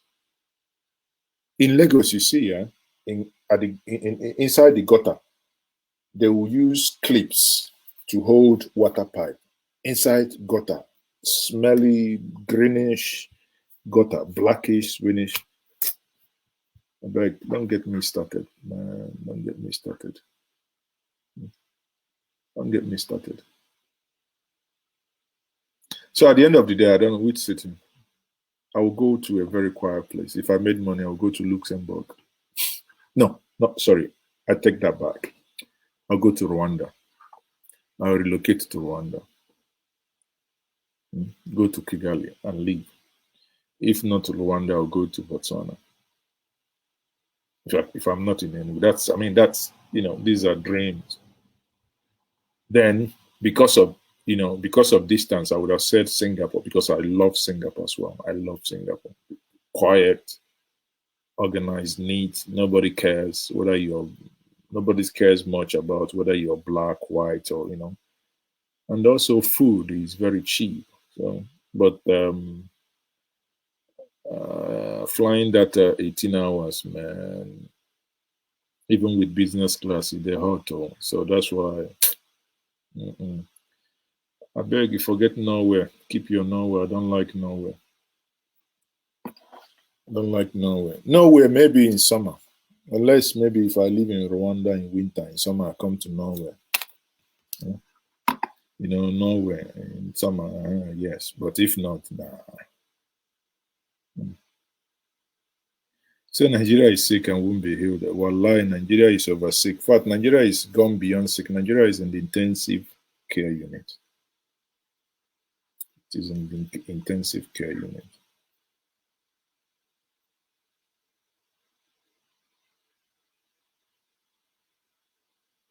So why all the Eastern governors are paused after the arrest of... I don't know what you mean that why they are paused. Can you explain, sir? What do you mean why they are paused? The killings is abducting by security officials going to house. Nah. The killings and abducting of people by security officials going from house to house.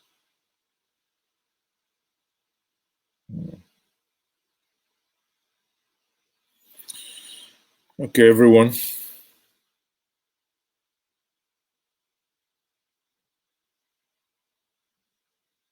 Nah, not really. Singapore is not, yeah, Singapore is expensive, but not really the most expensive, but even if it is, and so what, not be people, not be people that live there.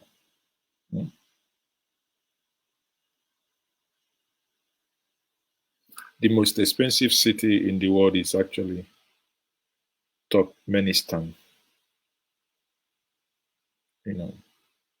Turkmenistan. But again, some reports say it's Hong Kong. Okay, but Singapore, yes, expensive, but not to the point. It doesn't actually come there because first of all, you have to consider Hong Kong, Turkmenistan, Japan, especially Tokyo, before you even, somewhat begin to come to that list. You have to consider those ones.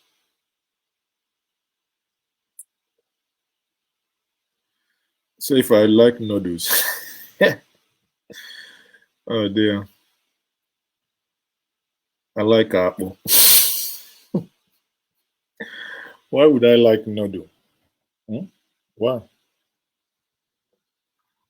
Why would I like noodles if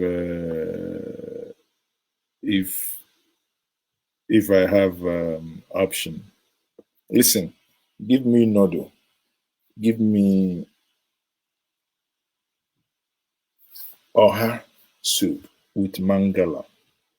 Wow, that is it. Well, Sao Paulo, said Brazil is expensive, but it depends on. Listen, all these things. It's it's being expensive is actually relative. It doesn't matter. It depends on what you do. It depends on what you do. They say the road where far gets the people where that road near.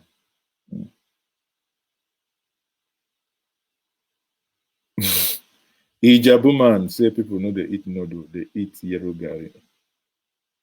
One man went to Mo na Ijabu man.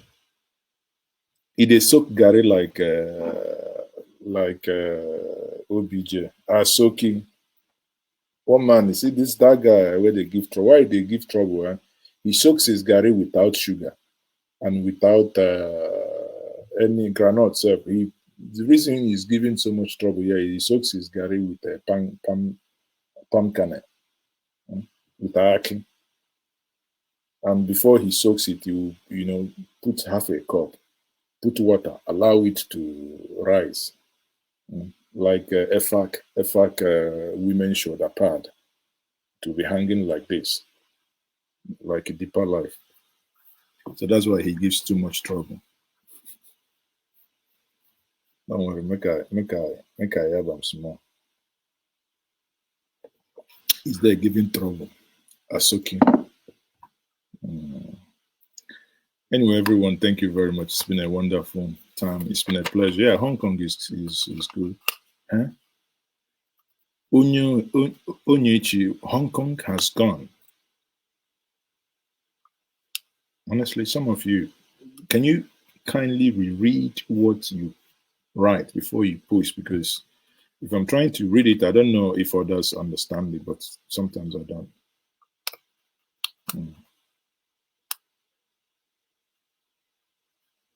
Yeah, Vietnam. Wallahi, all you guys in Asia, you guys, they try. You see why? I campaigned for Enugu and I want Enugu Airport, even eventually Anambra Airport. I want anywhere that I can fly back home as Onyichie within 6 hours. You know, the amount of time it will take me if I leave Lagos or if I leave Abuja. If you leave Lagos or if I leave Abuja, the amount of time it will take you to get home to the east is about 6-7 hours. So within that 6-7 hours, I should also be. That's the kind of choice I want to make. And if if you live within the African continent, of course, obviously you can do that. If you live within Europe, I think most cities in Europe, if you're not connecting too many airports, of course, even if you connect to many airports, most times it's 9 to 10 hours.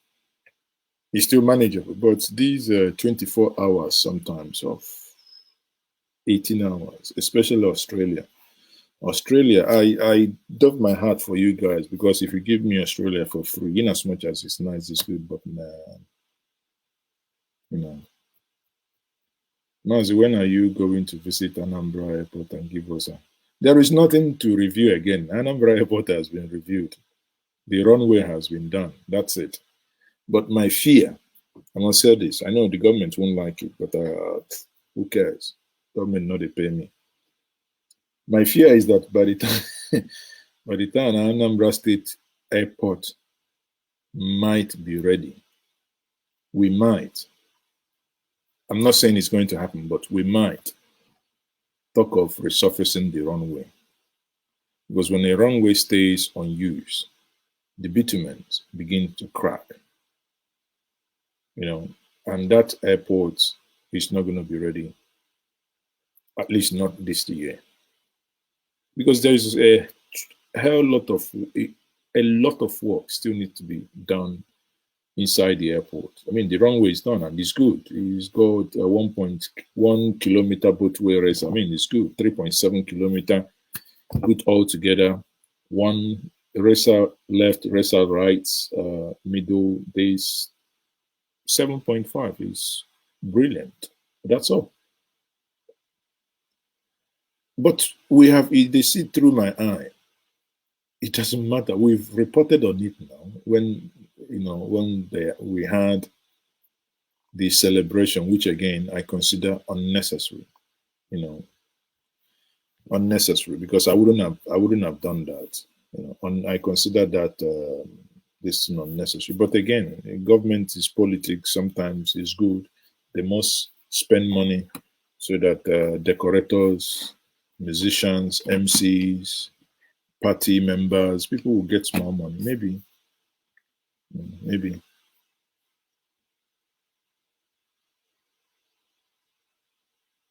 No, the runway is not. The runway is not. Is not made of concrete. It has a concrete. The starting and ending points are concrete, but the runway itself is not concrete. You look at it now; it's black bitumen now. So how can it be concrete on anymore?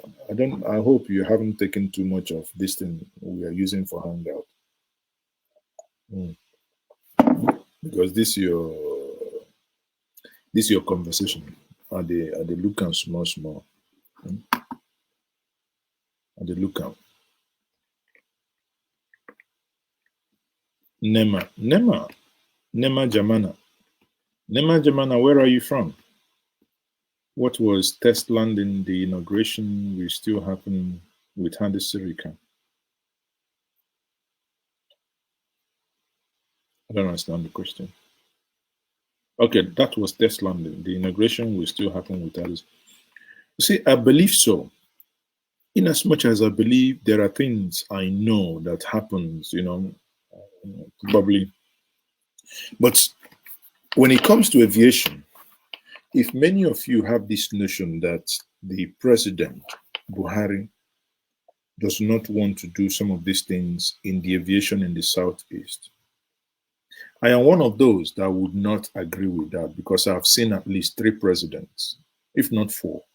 Obasanjo, I've began what I'm doing as of 2005-6.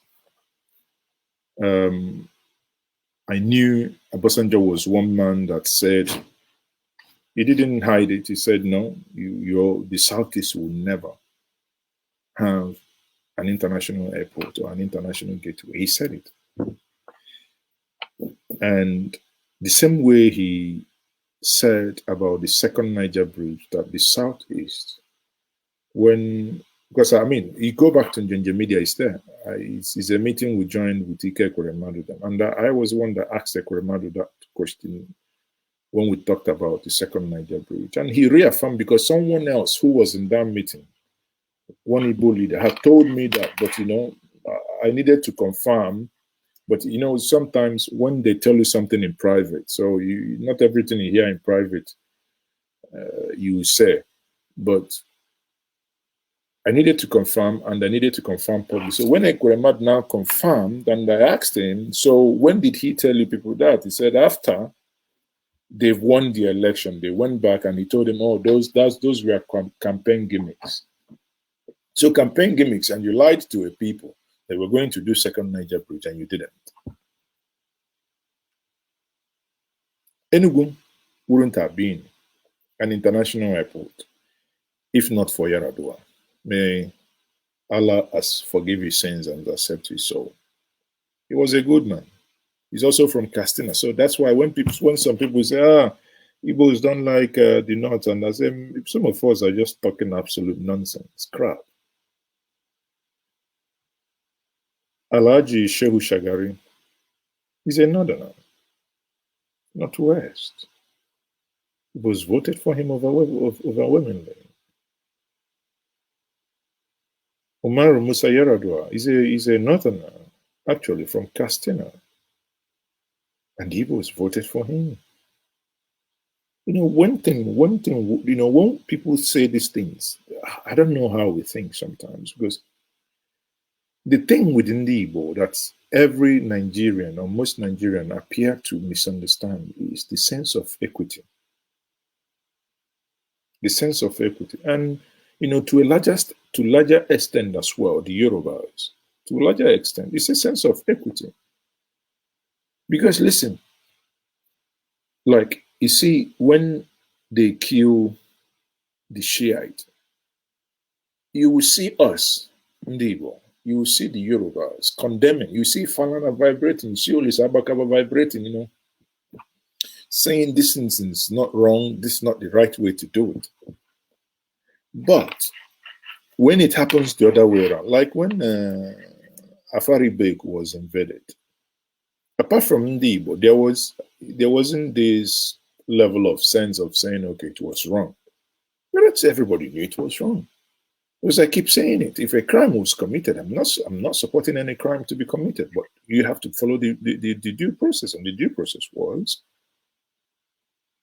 revoke the bail conditions, invite the individual. If the individual doesn't want to come, send police, civil, go and arrest him. That's where things are done within the law.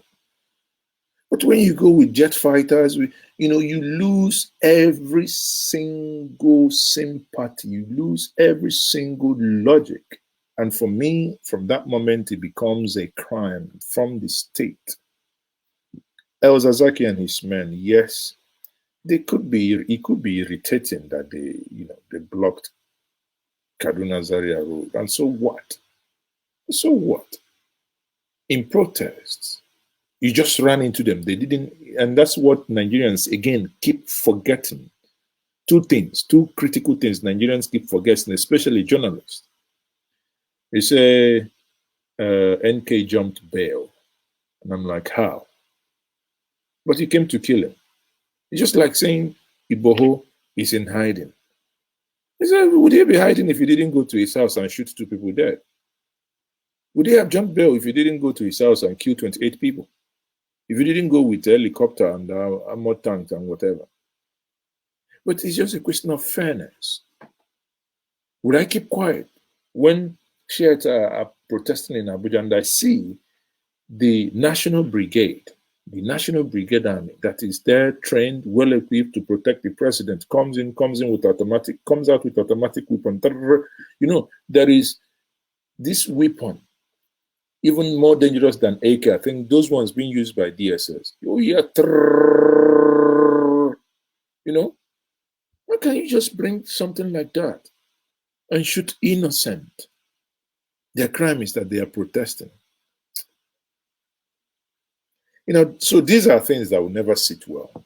Then come the mother of all, the NSAS. The youth are protesting because they are not happy the way SARS are treating them, which in many ways they've complained. And you come in, you bring in soldiers.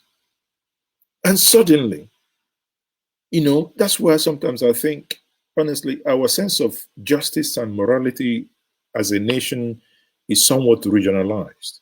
Because yes, I can sit down with a Yoruba man and argue that this thing was, I'm not saying because that happened in Lagos. I don't bloody care why it happens.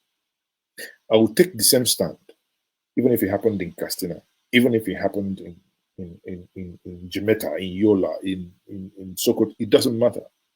You do not have any right. Civilians are those who pay you to protect them. You do not have any right to go just kill them. So I wish to stand with them. But sadly, those who were even standing for NSAS, the moment hoodlums joined and they started saying that, oh, the state is trying to stop this, all of a sudden they changed. They sided the state. I'm like, guys, is that how you guys behave? Is that how you guys behave? So you find out that because of this, you know, there is this suspicions that, you know, things, honestly, if I doubt very much if things would ever work, but if it does, it remains to be seen. But I doubt it very, very much. Betty Angel says, Botswana, yeah, of course, Botswana is good.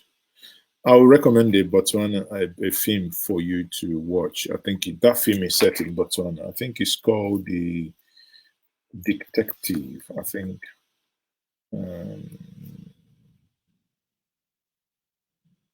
I think it's called Detective. Hold on, it's First Detective. Yeah, you know, many of you might not find it, but I love it.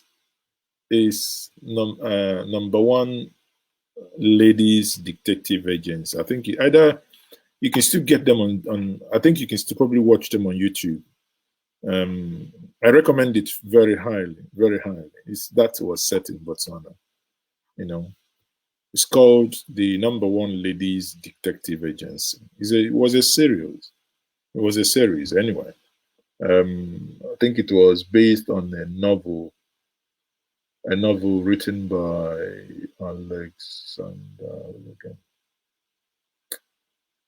Alexander. I don't know, can't remember. But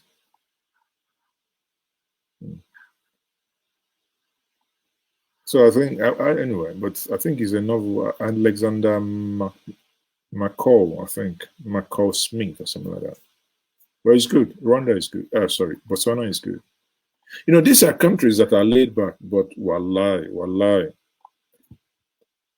we Nigerians, we exploit things, or we go to innocent countries and wow, the way we take corrupt them.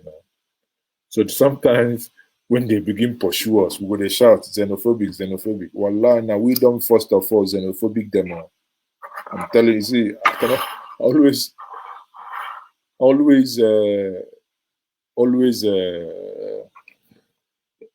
I always try to be frank. One man went to the moon, say Google is, of course, Google is my friend, but sometimes I want to, you know, because before I read a book, first thing I do is to remember who the author is. So sometimes I want to engage my brain so that I don't have Alzheimer.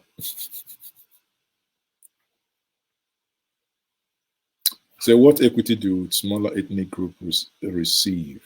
They're almost entirely overlooked. Who knows of the Magai Hagaitism? Well, it's everything in life is a struggle. But one thing I keep telling us is that, you know, in our own little spaces, I would always encourage us to hate less, shun violence. I mean, somebody wrote something on the video I made yesterday, on my live stream yesterday. He said he's 80 years old, and he made. Honestly, I'm glad that, you know, a man 80 years can sit down an hour, 2 hours, 3 hours, listen to me speak. It's an honor. It means he learns from me, and from his writing, I also learn from him. So it means iron sharpeneth iron. Left hand washes right hand washes left hand. So no one knows it all. However, I can only beg us.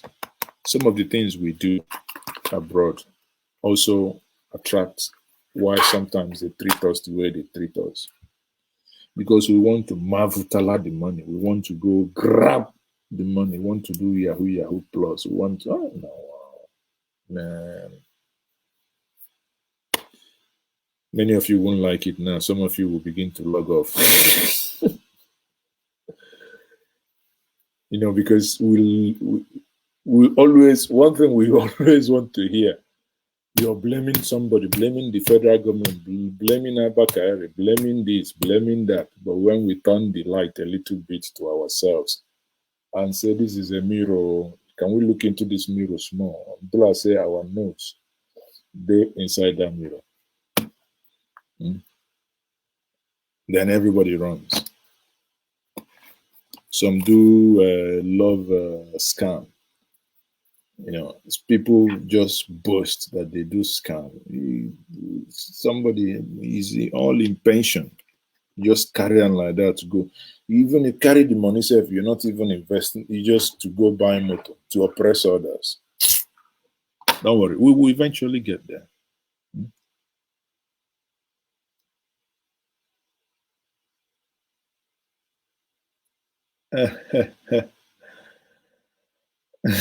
I'm not showing up, but I'm saying he says it's 83 plus. I have at least, I have my Zoom conferences, I have at least 92. Yeah. From Germany, one is 92. The other one from, yeah, it's 90, yeah, 92. I have people, but it's not my brother. I don't know why, why must everything to you be negative? Why can't you begin to, even you know, you always come on this platform, you listen, but why must you always be antagonistic and negative? I don't understand you sometimes. But again, I just mentioned it. I'm not showing off. So you're telling me, chill, bro. But someone who is 100 can also come to your platform. I mean, it's you know, I rejoice with you. Mazi, I and my new generation are watching from Spain. Okay. Emmanuel Obina, thank you. Your new generations, I reckon it's your kids. So please let them learn Spanish properly. Let them learn Spanish, because that's the basics of success. They won't succeed in that environment if they speak Spanish like you. They won't succeed. But they must speak Spanish like natives. I know when I didn't know this fact, or rather when I realized this fact, if someone says, oh man, yeah, du sprichst echt gut Deutsch, yeah, you speak good German, I'm like, and so what? Nah, no be bait. Forget what man want to do. Antagonistic. Okay, so you even know, say you antagonistic. Don't worry. Don't worry. I know what to do now. Okay.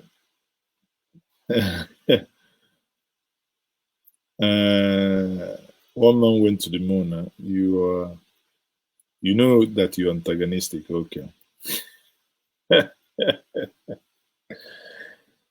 My brother, no hard feelings, no hard feelings. Hey, Nema, please, can you guys calm down? You guys would all live long. I pray for you all. Every one of you watching me must live long. May blessings, may good things locate you all. May everything. Owafili Collins, 70 years old man. Thank you. So, are we going to start typing? Are we going to start declaring our age? One man, if we declare our age, one man went to the mall is going to be like a 68 with his flat tummy and with his big belly tummy. One man went to do. Are you over 68 or are you getting to 70? It shall be well with all of you watching me. He said, it shall be well with you, whatever that is good you're doing. Whatever that is bad you're doing, I pray that the gods of the ancestors will touch your heart to stop and find something good doing. Bear in mind that whatever we do, it comes back to us. Okay, one man went to the moon is 78. I foresee. You know, he acts as a pensioner who has no job. I go finish you this night. One man went to the moon, is 78 years old. So all of you, pardon him. He's a pensioner. His grandchildren are not there. So that's why he feels so bored and always want to fight and quarrel. No wonder. He has exposed himself. Obasanjo is only 10 years older than him. Ah, okay. Don't worry, he's an elder. Oh, dear. So, people, the comments keep coming. I'm like, we're not going to finish this thing today. We got to go and sleep, oh, people. No one is evil. So, Obasanjo was really even... No.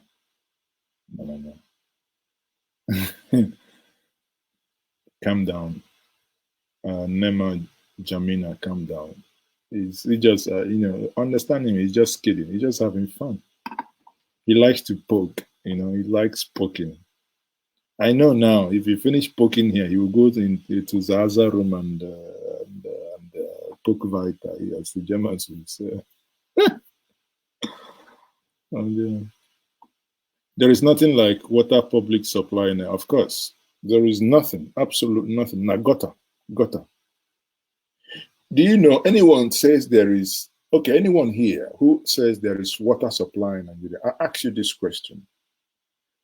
Can you go to anywhere in Nigeria today, open the tap, just use this cup, put water, and just drink it? Can you, without cooking it? In Sululere, where my brother used to live, who is sadly late now, when I visit them, at the back of the house, they have a bucket they put on. These, I don't know how many, about 25 or 30 kg. These paint buckets, this one they use in paint, all these text, big paint bucket. So they put, the water will be dropping in there because it's not rushing. It's just, basically dripping. So for that to get filled, it might take 30 minutes to, so what it means is once it's filled, they take it out, put it in a butter and get another one. Now, one thing I noticed is that white bucket is almost either yellowish greenish. So tell me how you can see that water coming from public water tap? How can you drink it unless you want to sign your own death warrant, death sentence? But somebody who lives in Lagos will say, our water runs in our area. Come on. It's just pure gutter. Everybody drinks. Yeah, that's why you see everywhere littered, because everybody drinks pure water like mad. And even Nigerians don't help. These are things, when I say them, people just keep complaining. Why you they come? How can somebody drink pure water? Throw away. And I'm like, where is our brain? Don't we know that that is environmental pollution? Yes, they say, yes, there is no this thing, but come on. I know that there is nothing there. Government has failed in providing where you can litter that. But most times it's become part of me. You know, it's just like, I can't just finish ever water and just fling the bottle. Where is the bottle going? It's going to block the water channel. You can actually, you have these kaya people or these younger children, people selling granola, you can actually donate it to them to be recycled, to be used for something, but I suppose flinging it everywhere like mad people. Man, it's, listen, if you live in Nigeria, I tell you, it's either you, at some point, it's either you shut down and become insane and join the madness, or you keep talking like a madman. But sometimes you just want to leave everybody and vacate yourself. Is it that you come to Alaba? The other day I went to Alaba, I want to buy CD. In a shop or line, 1 o'clock, they are beating bongo, everything, music. I mean, I like music, they are praising God, but come on. It's business hour. There is time for everything. You're praising God. So every other person who, if you have somebody in that street who thinks logical, who doesn't want to join in praising your God, the person is already an occultic man. He's a suspicious man. He's a Yahoo. Because they will say, see, that's why he doesn't join us in prayer, because he does something. So people praise God out of intimidation. Even you watching me, your own family, now every morning, 6 o'clock, your brother that hasn't spoken to you, or your brother when you are building a house who tells you cement is 1,900, whereas it is 1,350, for instance, or whatever. And you find out, and you are at loggerhead with him. Early in the morning, he will not let you sleep. Everybody's clapping hand. And if you don't come down to join them and clap that hand, they say, this one, since he has gone to abroad or since he has gone to Lagos, he no longer worship God, as if worshiping God is by noise making. Man, everything is crazy, man. I think that, honestly, sometimes, I don't know. And the truth is that there is no hope in sight. That's the truth. And sometimes it appears there is this concept we sell. People tell you, oh, when we get Oduduwa Republic, we'll fix it. When we get the Biafra Republic, we'll fix it. Listen, you're not going to fix anything. From the smell of the fat, you know how shit will taste. You're in control of your local government, you're in control of your state, yet you cannot fix anything. Even those you accuse of oppressing you, you have not shown capacity. You have not shown that you can do better than they are.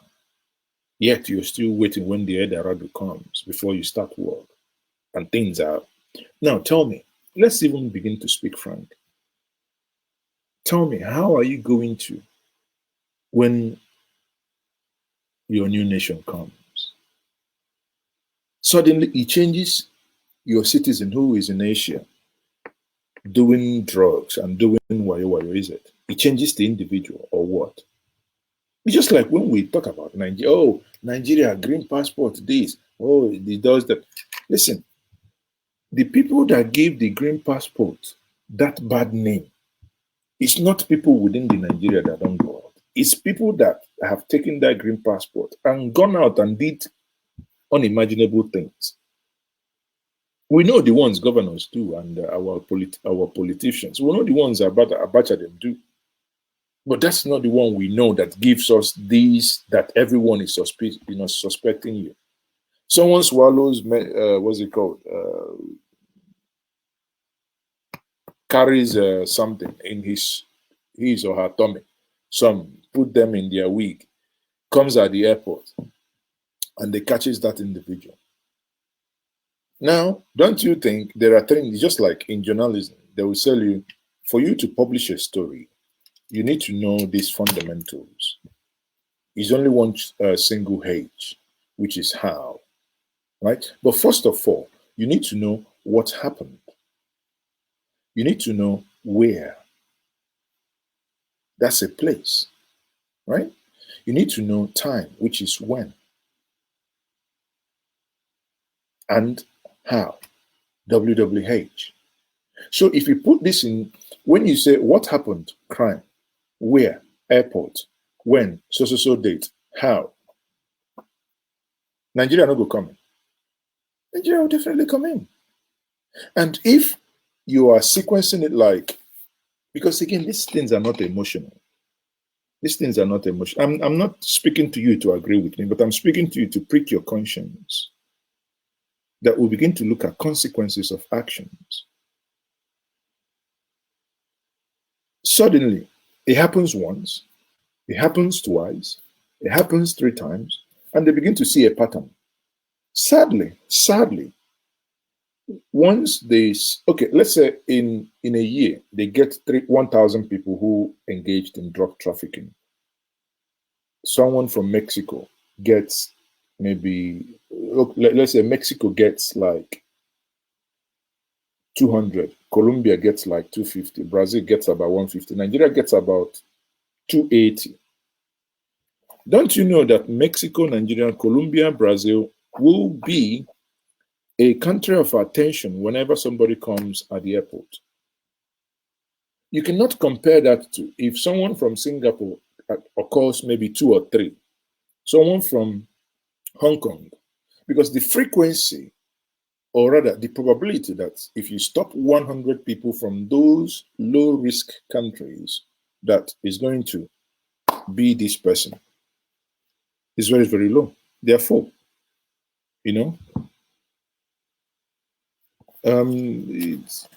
so why we blame the government, but the truth we don't want to always hear is that we have also part of the blame to share. It is good to think that once Nigeria is restructured, or once Nigeria is broken into various entities, that things will begin to work better. It is true to think that. But I can also tell you free of charge that it is also very unlikely for that just to happen. The only thing is that we all get breathing space. You have the right now to control your resources, do this, make your decisions. But you have thieves in Abuja. So you think you now get to your own, and those thieves will live in Abuja. Well, those thieves will relocate home. And you think because you now have maybe a new nation, suddenly your parents, your sisters, and your siblings, your uncles who are in the village collecting 5,000 to vote, it will stop. Or the givers will stop, who have already amassed the wealth. We are basically going to relocate looters and thieves. Again, waiting, I know. So, there is a lot that we can do with, first of all, change of attitude.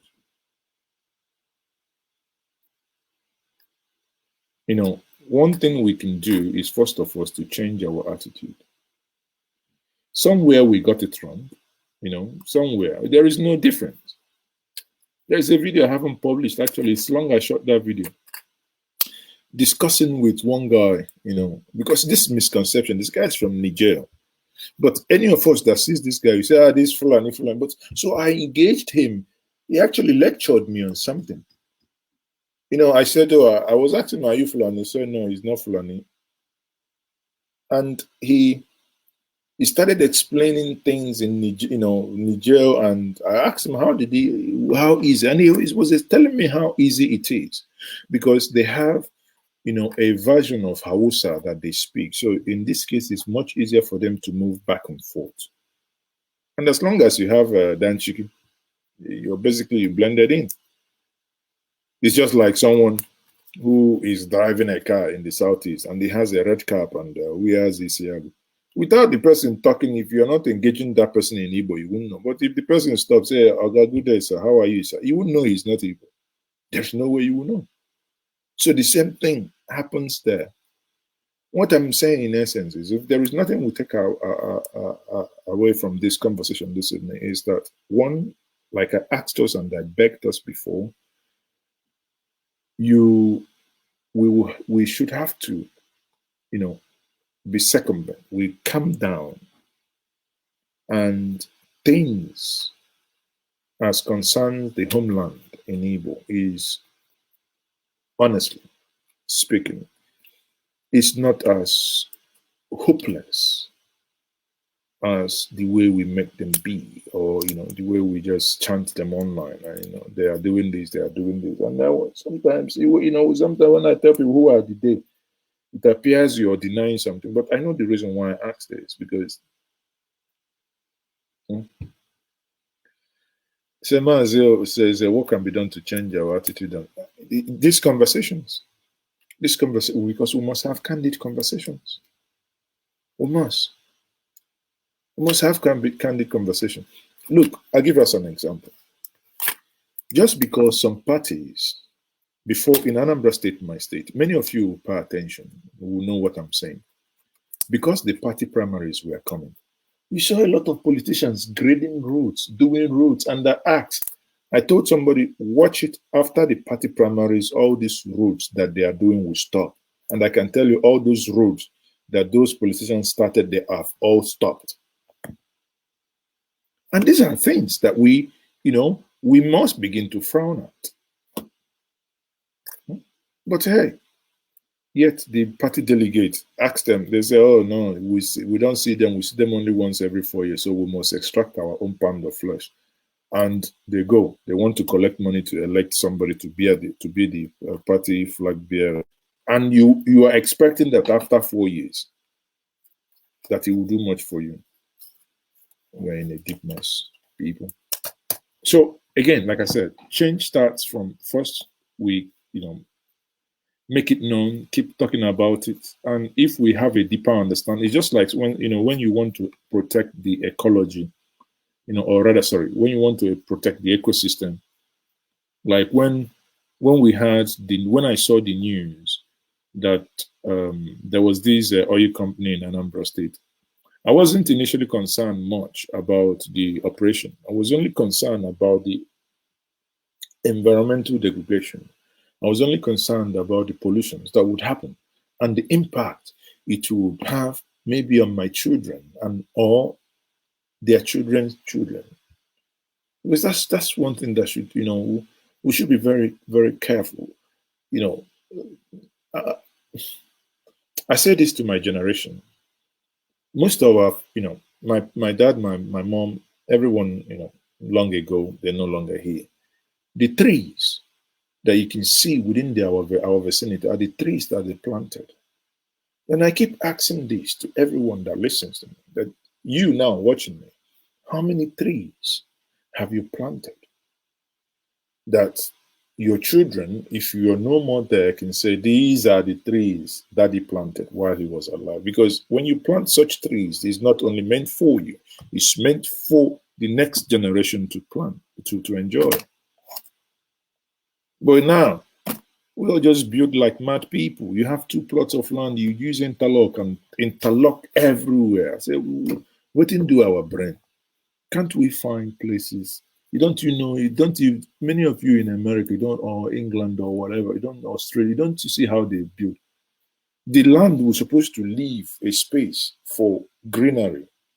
We just build BQ, call it boys' quarter, and everybody will be, as if you don't build a BQ, you won't leave. Again, even against all odds, government will come tell you this BQ is not, you want to sort them out so that they will go. And yet, we'll all be shouting, the government is doing this, the government is doing the one with the do, unko. Abi will not be anything. Anyway, not everybody is following the conversations. Well, it's again, I don't know what else to say, but the conversation has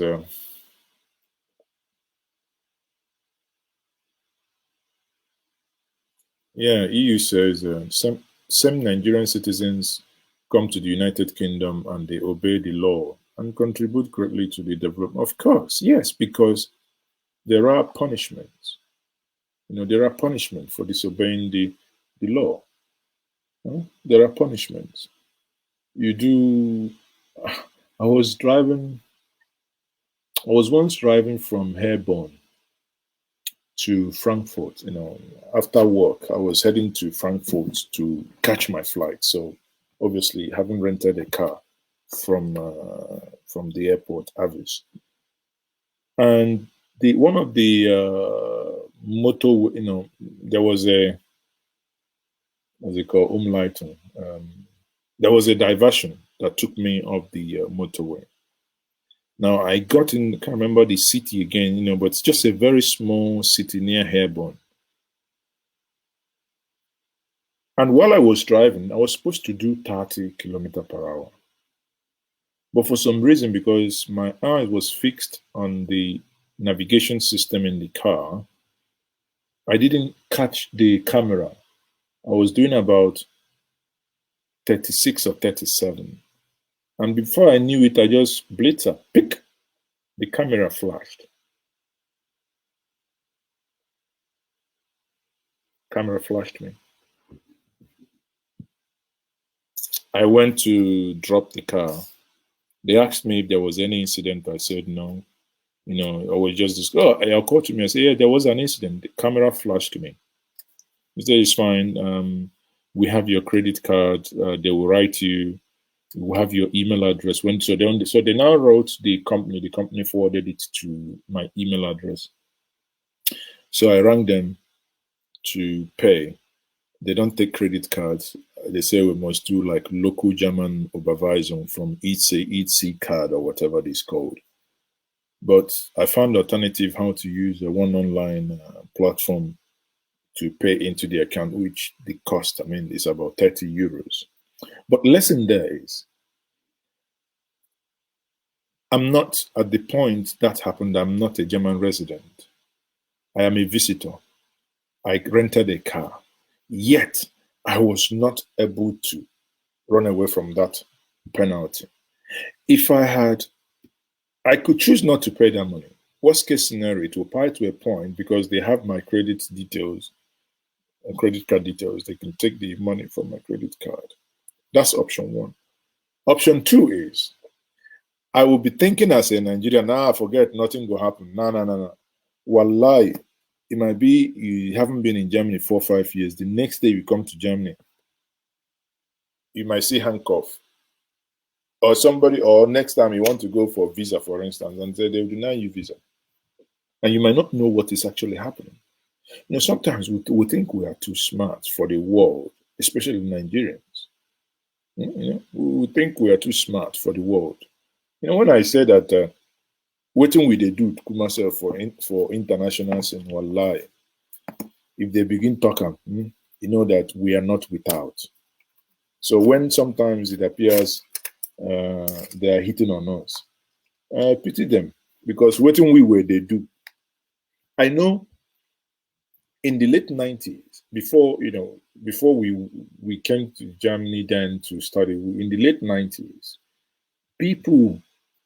what people in Nigeria didn't know is that many people who were when people started coming into Germany, they'll come in, they say they are refugee, that this is happening, this, after June 12th. So many people used June 12th to take asylum in Europe.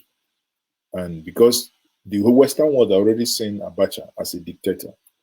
So if you come in, tell them stories. Some people say, to myself, as of that time, we didn't understand. Some people say, didn't know that he went to one shrine, he touched one thing, and the next thing, he landed here. He didn't know where he is. He didn't know, because one, the person had probably destroyed the passport, and if they don't get your passport, if you don't have any passport, there is no way they will know. So there's no country they will deport you to.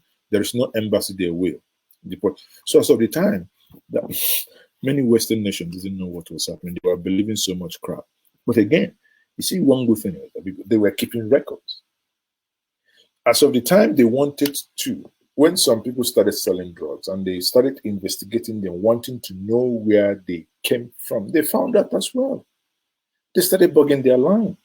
You can't tell me you don't have anything to do with Nigeria, but if I bug your line and you called 20, you know our people now, sabi yata, and you call 20 people in a day, 19 people are in Nigeria, and yet you're not from Nigeria, you don't have anything to do with Nigeria. I mean, it is almost an impossibility. But at the end of the day, what am I trying to drive at is that we also, through our over-sabi, or rather through our criminal mind over-sabi, we also spoil chances for others. That time you come into Germany, when money was, during the time of D-Mark, when money was money, they pay 400 euros, I think. Is it 400 euros per week or thereabout, I think. Either 200 or 400 euros, sorry, D-Mark per week. Now, people would take asylum because that time they haven't had this integrated system. They were dealing at it at the commune level, that is the city-state level. So someone will take asylum in Hamburg, go to Kiel, take asylum, go to Flensburg, take asylum, go to Ekenforda, take asylum, go to Hanover, take asylum. So what the person's job is, in the morning, he will just bath, be going from one county to the other, collecting money. Now you see the abuse. When they started looking at the number of people and the claims, it doesn't tally with, you know, the number of homes they are giving out. They started thinking. That's when it's us, especially Nigerians, that actually made them to start using fingerprint. Fingerprint, you do fingerprint. People were burning their hands. Where they put cooker, you know, the flat one. They put their hand will burn so that the fingerprint will not. I mean, waiting people never, you know, people. So even some people were normally, you know, they will do you X-ray, you know, and normally you're not supposed to. So stop increment. No, these things are by, you know, these things. It's over 20 years they did it now. I'm not incriminating myself because I wasn't part of it. So, but these are things that must be said, right? These are things that must be said. And if you're feeling uncomfortable that I shouldn't be saying this, I mean, then I'm sorry, but I have to. Because these,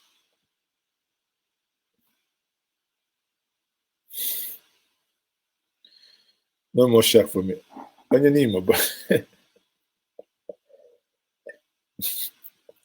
My shack almost finished. My shack almost finished. Next year. Okay, they say make I no talk again.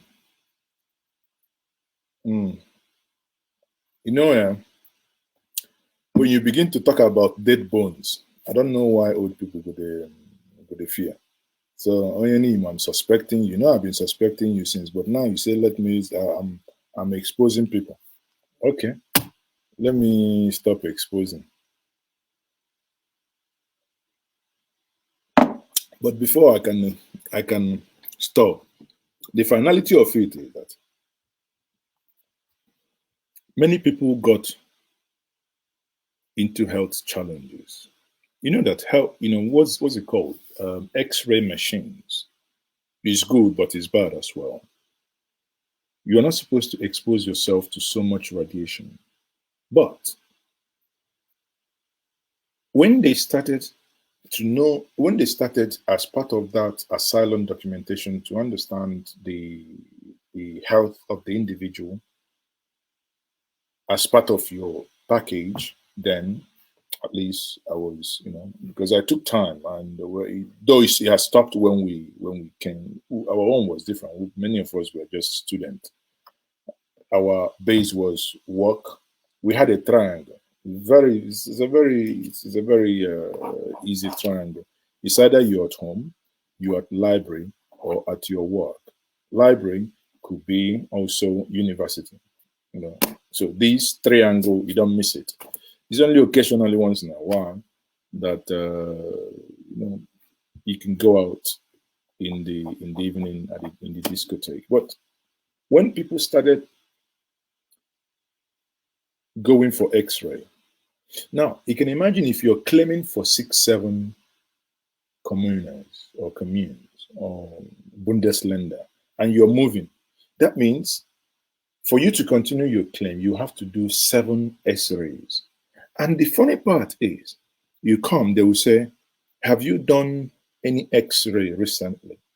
You know, you just did one, maybe in the morning, 7 o'clock, and you've taken taxi from Hamburg to Hanover, just 2 hours. And you come, they ask you, have you, no, I don't even know this machine. I have never seen it. They will say, okay, they'll bring it again. The person will go out of the room. Chakampa. That exposure wasn't good for the health. But these things are, and when they now buy those Mercedes V-boot, sent them. Alabalaba Bamba in Zelenko. You know that's Chakademu Samplaya. Chetin Chintim, Chetin Chimtim, Tinganinganin say, dance and sweet say, DJ is standing on the Burism say, Timanimanin say. They will come and fry their hair like chicken that fell in hot water with that blue this thing with maybe Nike, and they will be stepping. You think you then in Nigeria, you will be thinking, man, how come this person I know, he's not even 6 months, he's gone to Germany. Look at the car, he came back with this, that, the other one. And again, you have another service, you know, people start coming down with German or European wife and come to marry. But one thing people didn't know is that radiation causes cancer.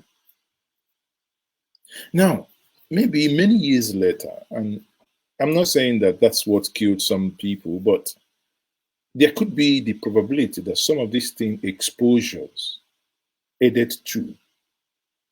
And again, in our stupid, Momoish mentality, this story I've just told us now, nobody would be looking at it.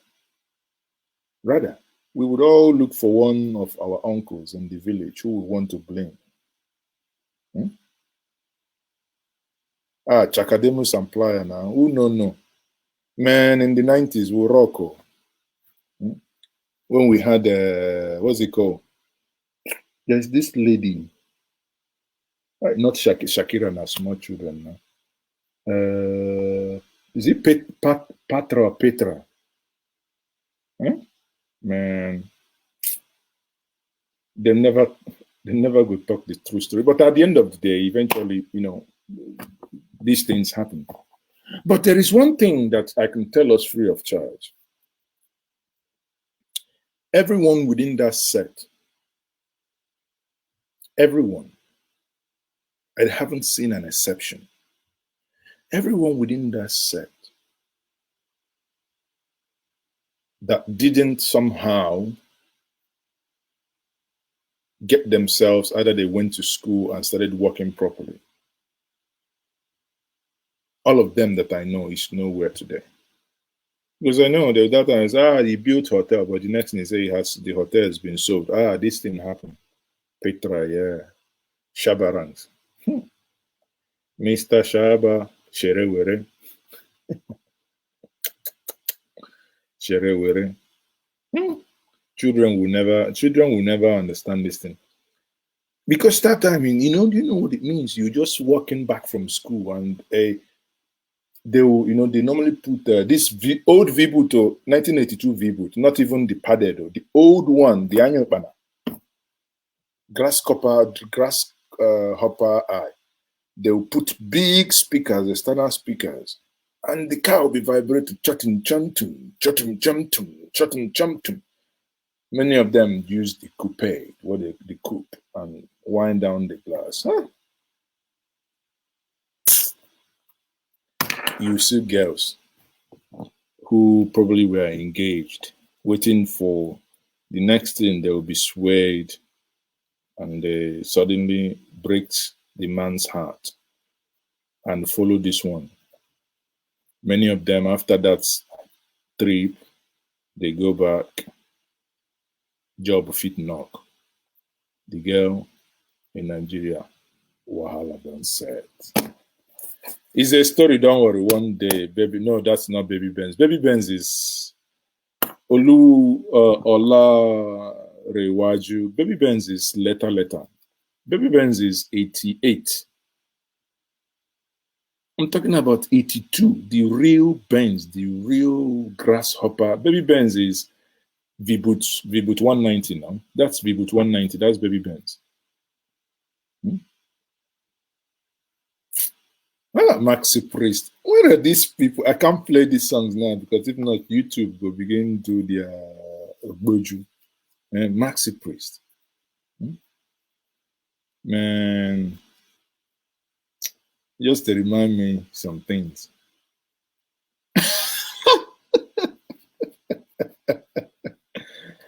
Papa Vinna says many were conceived in Dhaka, Hava. Immaculate Conception.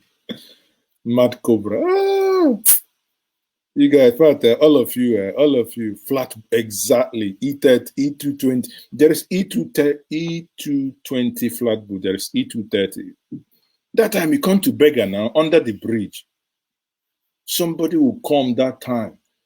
And there's a friend who came back. He didn't tell them he was, the V-boot. All these, there's one they call Toyota. Is it Teseo? There's one smallish car. I think it's a Toyota Teseo. That time, around 130,000. Chakademos and pliers. Those guys spoil things. Chakadem. Oh, Mr. Chakademos and pliers. Mr. Shabaman, whatever.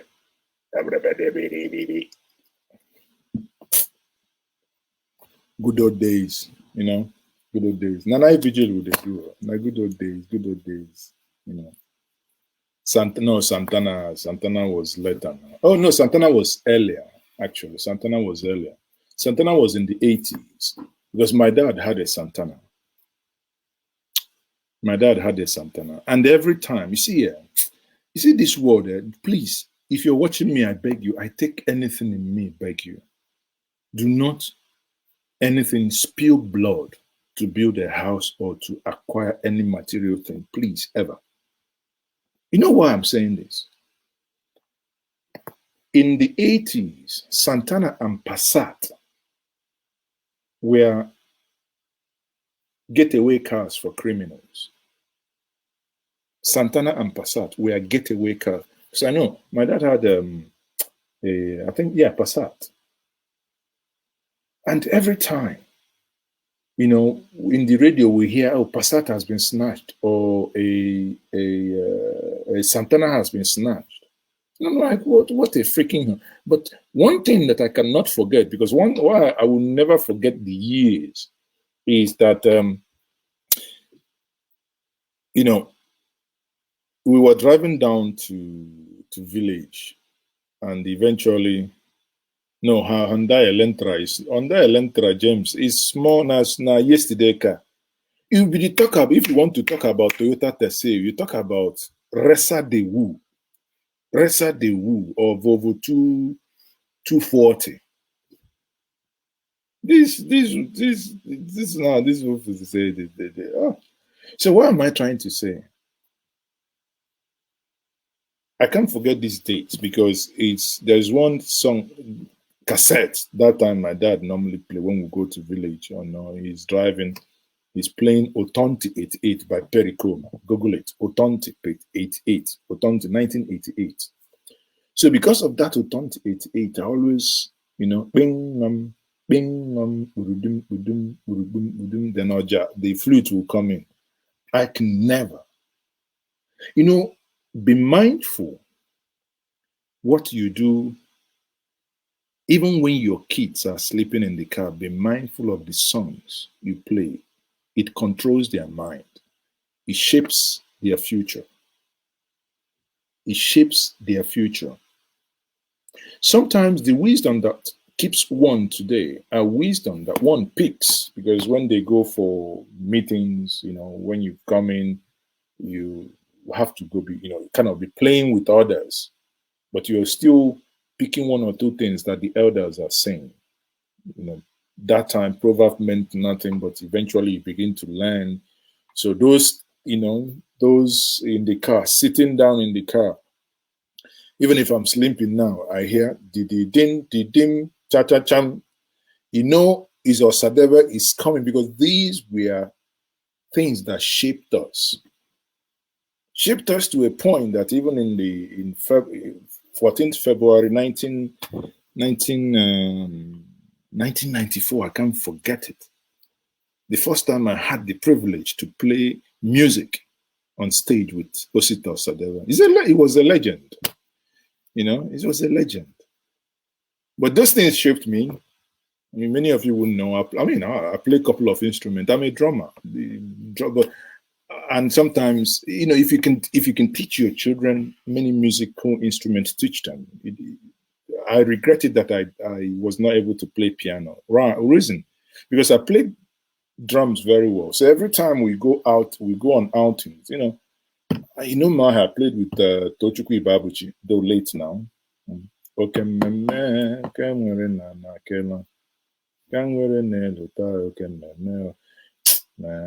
good old days. It's just like, I don't want to get emotional, people. Maybe because we didn't know it.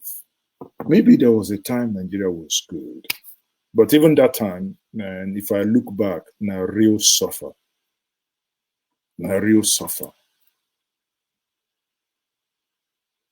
I remember in school, in higher institution. Again, if you're watching me or you're in school, find something to do. Because, you know, these cult people, I go to Cotonou, I buy jeans, come. You know, many of them from Niger Delta, from Delta. I don't know why Delta people, you know, then they do cult as a year, rubbish. You say they get find yourself, they no get. Now we that one I no go talk past that, but oh there. So hustling. Even as a student, then I had Okada, motorcycle, doing, you know, I borrowed money from my dad. I borrowed 5,000 naira from my dad, and I paid back 6,000, 1,000 within 2 months. When I tell people tell me, oh, no, your dad was wicked. No, but and I say, may God bless his soul, because that was a freaking training he gave me. But you know one thing is, the moment I paid him back that money with 1,000 interest, when I look back, that's when my dad started, you know, the conversation changed. The conversation of seeing you as a small boy changed. Because what did I use the money to do? I took 1,500 from my dad the first time, 1,500 to buy BMX bicycle from PZ Onitsha. You know Wally, you know Onitsha. And what do? We go to field. You climb, you go one round. 10 kobo. Is it 10 kobo? I think. Either 10 kobo or 10 naira. No, it can't be 10 naira. 10 kobo. You go one round. So people will go and thief their mother's money. For me, as a businessman, it doesn't matter how you got the money. So you climb. So people will come and be learning, you know, some people will be doing like this. Oh, and again, there is a standing rule. If the bicycle falls, you pay, I think it's 5 naira or whatever, as penalty. So you come with, so if you want somebody to help you, pay another 1 naira. So if you think you're a big boy, you can just go and you fall down, you pay penalty. And it was, you know, self-organized. Few people go round. Within 2 months, I paid my dad back his 1,500, because on that 1,500, he charged me 200 interest. And I paid him. The day I gave him back my, he came back after 1 week. I said, where is the money? I said, Papa, you see the business now, this thing haven't finished. But suddenly, the day I paid him, he came back from market. The day I paid him back that money, that was on a that was on a Saturday. My dad, you never see him in his life. His leg will go to that field where children play. He will never, you see him. But after paying him that money, the next day being Sunday, when we come to church, after church, we now come and eat rice, now go for business, because market the day Saturday, Sunday, when people wash their children, papas and mamas clothes, and the one you can grab, the one they forget, or the one they leave for you, because now we know that sometimes they leave, think they are not smart. But for the first time, because I paid back that money to my dad, for the first time, he came and became interested in that business. But now I can understand that he probably didn't want to condescend low to want to get interested. But, he started, I will come back. He will come back around 6:37. And within 10 minutes, he will say, where are the bicycles? Where have they not back? Because, bicycle increased from the money. I bought more bikes, obviously. The fleet, I think we eventually had about 3. But from his 1,500 that he gave me. 1, respect increased. 2, he became interested in it. Then there was this, people go to, I think, Taiwan that time and import these motorcycles and pack them in containers, with them. There is this small, it's not Vespa, but it has like a wheelbarrow tire in front and back. It can only take 2 people. So I went back to him, said, I want to, because when every other child began doing the same business, when the business, if you're making maybe 100 naira a day and suddenly no longer there, so the thing became saturated. And they had to upgrade. You had people coming with cars. That's where these Tessil and Mitsubishi called Mitsubishi Colt. That's where they come in, because they were small and people were using them to learn car in that field. Obviously, I couldn't afford cars.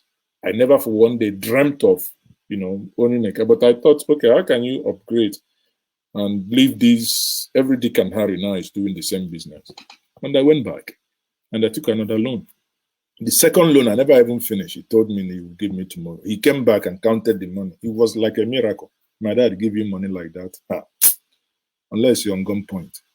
But at least he did. You know what? Because confidence has been built for the first time. I returned it. I paid interest. And again, I thank him even in his death that he took that interest, because he made me proud. Because he didn't, he didn't help me as such, because not like, oh, we are doing a combined business. No, he gave me the money, but I paid him back. So I can always beat my chest that I paid him back. And I bought that bike. That bike was 6,800 because I already have my own money. When he gave me 5,000, I added it to it. I bought that bike. So we stepped up. No more 1 naira. We take 10 naira. And after all, we buy motor. What's it called? Petrol. Man, that was the bomb. That was the bomb. Within 2 months, boy. Money made, profit made, wallahi, level change, step change, dressing change. Begin go buy a panka, begin go buy Wrangler jeans. If you ever wear a panka with, many of you will know that silk stone pant, I think it's called stone, with zigzag rubber. If you ever wear Wrangler, red or yellow Wrangler that time, Wrangler jeans, wallahi, if rain beat you, the jeans go dye you. It go just dye you red.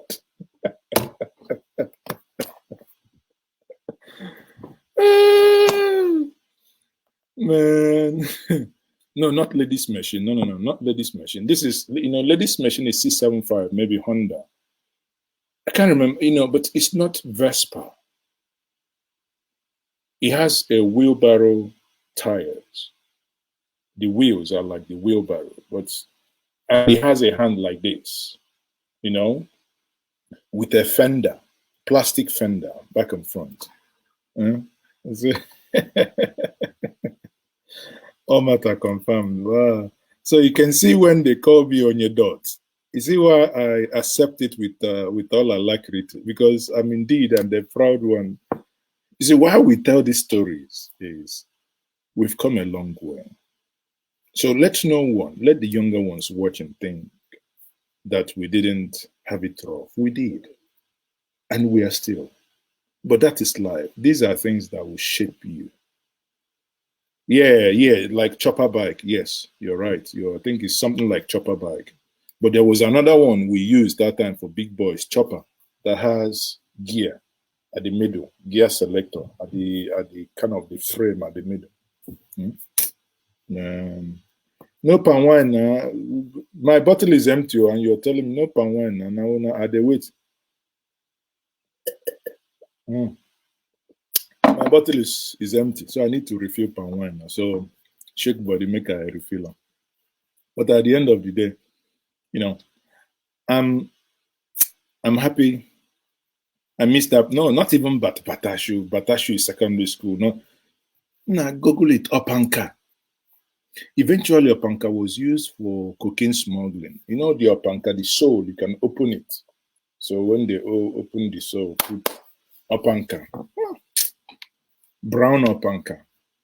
Man, when you finish puffing like this, you go come iron your white hanky. Iron, where would they talk on a charcoal iron? If you blow up, if they make mistake, that black charcoal touch your clothes, you don't burn and be that one.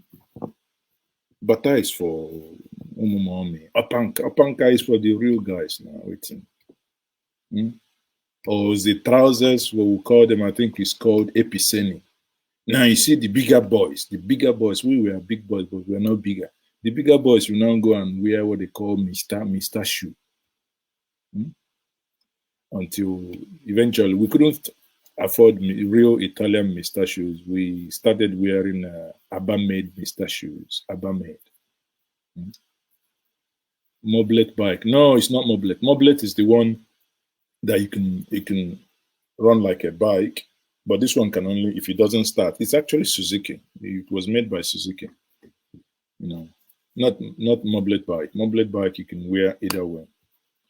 Eventually we went to Aba, started wearing Aba, but Aba that time, if rain catch you, if you ever go show and rain catch you with Aba panka, before you get home, they would all disintegrate like the way Nigeria they disintegrate now. Your left leg, your left sole feet begin go southwest. Your right leg sole feet go Zambeza forest. Oh yeah. Oh, you guys, it's been a pleasure speaking and chatting with everyone. That's so life they be, but it's good sometimes to remember how things were, to remember how things were. So when you look at it now, why I was saying before that please, whatever you do, do not cheat someone, kill someone, do anything, soil your hand just to buy material. Or I was just like, imagine that the time one bought those motorcycles, because in the brain it was like that was like an aeroplane. Imagine you killed someone and you bought Santana. Today you have Range Rover. And you watching me now thinking, personally I know there was a time I was thinking, man, Mercedes, man, you see ML, you go shout.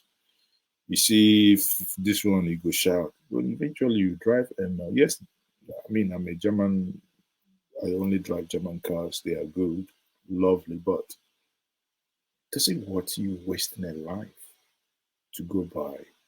Maximum. In my life, I've never driven any car more than 19 months. Have I? No, I think 19 months. I think the A4 was the one I drove the most out of 19 months. German car, but that's me. Because I always believe, you drive cars when they give you the joy. So before they begin, mechanic look under, look this one, man, you move on. That's life. Max 24 months, you move on. So imagine you killed someone just because of a car. Then after maximum 5 years, if you're progressive, and that car is nowhere. So you've basically lost a life, a human being, just for that metal. There was a photo I saw one time. They said it's the photo, the car or the garage of Udoji from Ozobolo. When and he was in government. He had all this fleet of cars.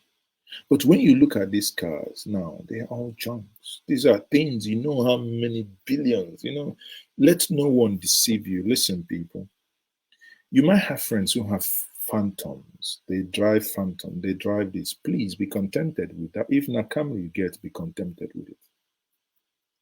Kanakai must take you everywhere. I've made videos. I posted them on Instagram where me and the entire keke. Even I did. Sometimes, if I feel like to do big man, na chata, I go chatara. I ain't keke. I mean, it doesn't remove anything from you.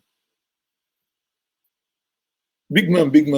All the big man who they blew siren again come out now because it's the level over the ceiling.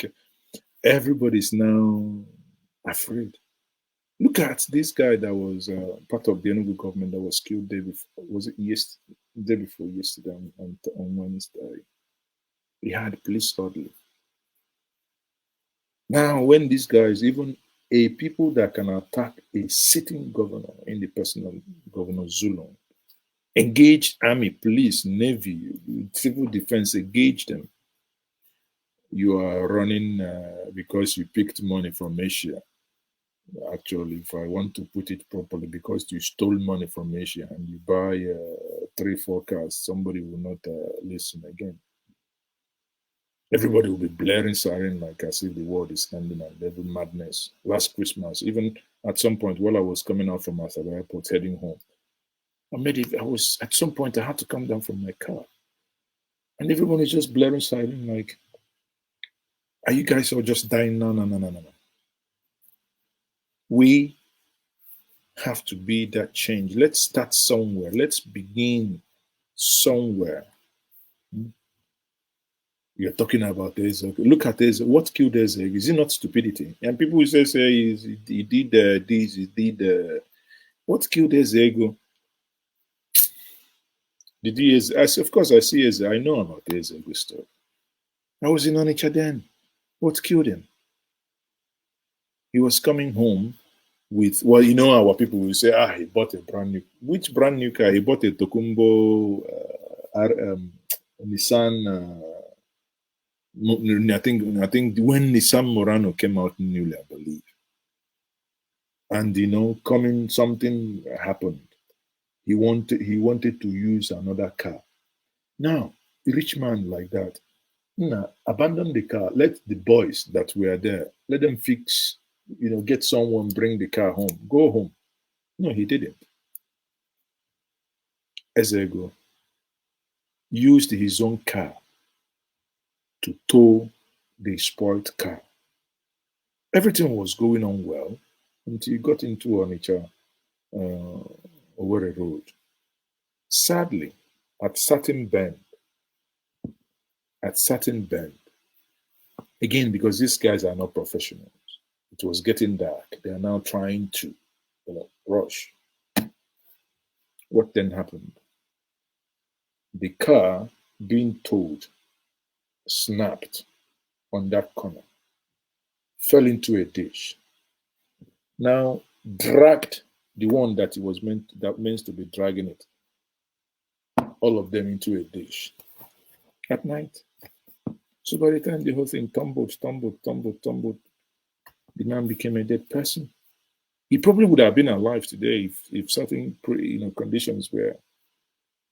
Personally, I do not believe in this nonsense of crap called you made the ritual money. This, the guy, there are things that some of these businesses. Then come on, you know what was happening. Say Kama killed him. I don't know, but I always want to explain things logically. If you want to, it's just like someone saying Iboho they went to the house, Iboho disappeared. When you hear such nonsense, it's disappear, go where? He was headed. Even when I spoke with Boala the other day, even the professor, everybody know that he was headed. That's why, probably those who headed him to leave through the back door and, gave their life. Lord Michael says, my Yoruba friend is in solidarity with the Onye Dots and asked me to call him Dontun. Going for Dontun. What is Dontun? Dontun. Kama killed him. Honestly, Onye Nima, I don't know. It was a lesson, of course, and it was also a message. Yes, I agree. But you give it to him. He understood business. He understood business. He understood business as well. So, bottom line is, work hard. It pays to work hard. You might not, honestly, it pays to work hard and it pays to stay in the right channel. All of us mustn't engage in whatever others do.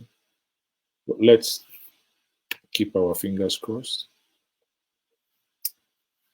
The God of our ancestors will never leave us. On that note, people, I will say good night, everyone, and good morning. Now, those in America who are working, that I'm keeping awake, remember you haven't paid your tithe. You haven't paid your tithe. You have to pay your tithe. Murphy, Mazi, I'm watching from South Korea. Do you remember the shoes called Caterpillar? Yeah, Caterpillar and Container. Is it Cortina? I think it's called Cortina. There's one Caterpillar and there is Dotun is a Yoruba name. Okay. So good night, everyone. If na Yankee, his house for Ihiala now. Hot cake. But that is it. That is it. But you see, that's one thing we all should be doing. If you're watching me, you are in the diaspora, I'll tell you the following before I leave. If you're in the diaspora, there are things I always advise people. First, get your papers. Second, get a property before you build any in your village. As long as there is a small place your parents stay in, do it in this sequence. You will never regret it. You know why? When you are younger, when you are not yet married, boy, you can. It doesn't matter if you can buy one juice, one. You can live on even $50 a day, if you so wish. If you want to save, but the moment you get entangled and probably have families who are lie, you must be declaring. You must declare in everything. So, but if it goes this way, what I'm saying is someone who said if Ezego's house, if those properties Ezego had in Ihiala, if they were in the city, of course the family would have. But now even I don't think the family is even in a position to even maintain that property. I don't even think they are in a position.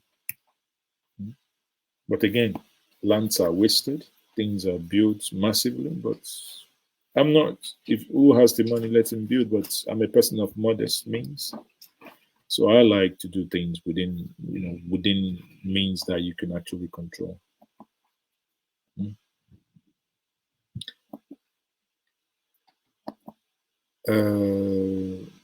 Jesse says, our people never still learn from those past mistakes. No, of course we have to. You see, many of us made this mistake. I'm not saying these things here. I'm saying some of them I did, some of these mistakes. But if you want others to make the same mistake because you did, then you're a very wicked soul. All you need to tell others is that let them not make the same mistake. And especially those in the diaspora, I keep saying it. Do not build a house in your village if you do not have one in this city. I'm telling you honestly. Do not build a house in your village if you do not have one in the city. Especially if your parents are not there. But if your parents are there, I'll beg you, especially your mom, get, even if it's a room, 2 rooms, it doesn't matter. That's not going to break the bank anyway. Get something for her to stay comfortable. But make sure you look after yourself. A house you bought in Germany this year for 200,000, where you don't need to pay the 200,000, all you need is about 10% or 15% of the 200,000. A house you bought today, give it 10 more years. That house will blow your mind money-wise. But if you want to, let's do simple mathematics. This house is in one place. Let's say Texas. It's $200,000. All you need is $40,000. If you take $40,000, go to your village and build house. They will, he come from America, he has built house. Okay. In America, he's living in a box room or in somebody's basement. Come on, live your life. There is an Igbo adage that says, if you know where you spend over 300 days in a year, put it this way, anywhere you spend over 300 days in a year is the place that will ask you to invest more, concentrate, and first of all, because that place is your base. Now, if you secure your house in America, you're paying, because by the time you get your mortgage, whatever you're paying to the mortgage lender, you're basically paying the normal house rent, whether you chop or you no chop, the house rent must be paid. So that's why I look at it. Because the house in your village, wallahi, my brother, if anything happens to you, if you need loan, it's stone, it's worthless. Nothing. I'm being, listen, let's forget sentiment, Kulono and all the rest. No. But imagine where you have a property in America. You have paid and you can now release equity. You have built in your village, If something happens, you can, you now see, you can always have something to fall back on. Many people who made this mistake are regretting it, building first in their village, and especially those also with the mindset that uncles can do anything, which I don't believe in, because my own is, when you want to build in your village, you get ready. Anyone where they do jazz, if you bring jazz, put them. You take block, knock them, take cement, cover them, take tiles, cover them. Nothing will happen. Nothing, absolutely nothing. Lord Michael, thank you for the super chat. He says, please always give thanks to our ancestors before drink palm wine. So our ancestors, of course I do. What are you talking? Do you know what this is? Before I come online, we thank our ancestors with alligator pepper for keeping us. This is mine. Before some of you will say, Mazi is the native doctor. Let me put mine.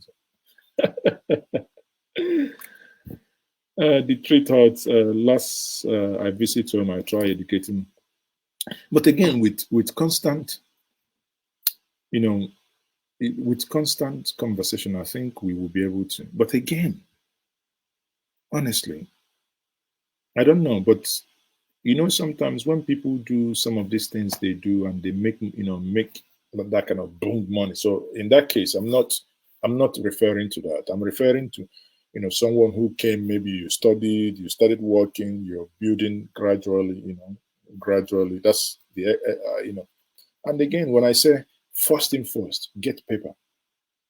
That is the foundation. Because if you don't get paper, it doesn't matter when somebody tells you, this one, you married this person. People know they marry divorce. Is marriage whether a paper marriage or is that the only crime? No, come on. Just arrange yourself. I got to be honest with you. I got to be honest with you because even if you want, I want to go and live in Ogun afterwards, after 10 years, you good. When they live for Ogun, they live with American passport too. The reason why everybody they talk Kenya arrested Kanu, Kenya arrested, is it not because he has two passports? If Kanu has only Nigerian passport, you think you can be hearing anything? The one is just bygone. Eh? So be wise, make use of it. I talk my own, I know be my armpit, nothing there inside. But I just kind of, as the spirit leads. If not now, the spirit I am now, I for say make we do praise and worship, make we take offering time. I for say make we do offering time. Offering time, bless.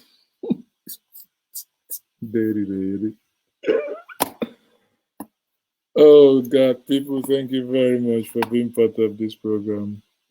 I've really enjoyed myself. Sadly, my palm wine is finished, but I'm going to. Lord Michael has refilled it, so we're going to go get more. But let's, by next week, I believe I'll have, on a serious note, by next week, I believe I'll have something for us for international airports. Okay? Thank you, everyone. And please stay safe. And I love you all. May the great God of our ancestors, may Chukwu Okike Abịama nke bi n'eluigwe, onye nọ n'eluigwe, ọgọdọ ya na-akpụ n'ala. May he give us more wisdom, understanding, and may he show us the way. May he guide our steps that we shall not mistake. May he fill our brains and our hearts with love and kindness. May he who never sleeps nor slumber, may he lead us, especially his children in the diaspora who are far away from home. Give them extra care where they do not have mothers and they do not have fathers and they are alone. Protect them because the days are evil. I know you are going to do it for us because we are your people. We are the blessed ones. You placed us in the mother continent of Africa for a reason. We do understand that our leaders, those we have elected or those who have elected and selected themselves to represent us, they are not doing the best and what we ought to expect them to do. But we say forgive them and change their heart. The great God, I ask you, if it is possible, I can donate Koboko, start spanking them little by little so that their brains don't hurt them too much, but spank them a little bit. Give them restless hearts, that they will remember that those who they ought to protect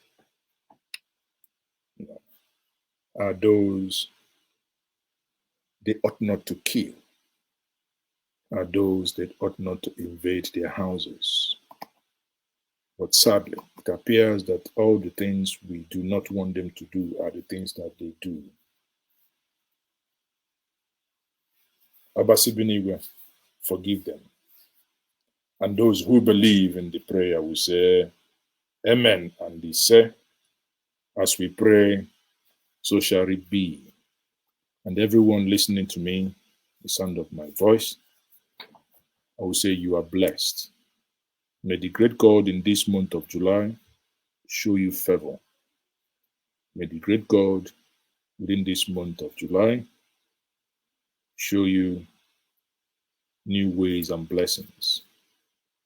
May all the difficult decisions you've been thinking, God knows how long, may He give you the courage to make those difficult decisions. And may He guide our collective footsteps and give us a good heart to love one another. Give us a good heart to love one another, not to hate one another, because the world is full of evil and the new generation are full of insults. God, give them a calm spirit. And so I pray, and it shall be well with all of us on the Ekede. It shall be well with all of us on the Oride. It shall be well with all of us on the Nkwode. It shall be well with all of us on our Fode. Mbichi, Ikenokwamu, Kango Kole, Omenem, Bokonatoku, Bichia, Anyandi Modia Fozo. I say good night, everyone. Thank you very much. God keep us all.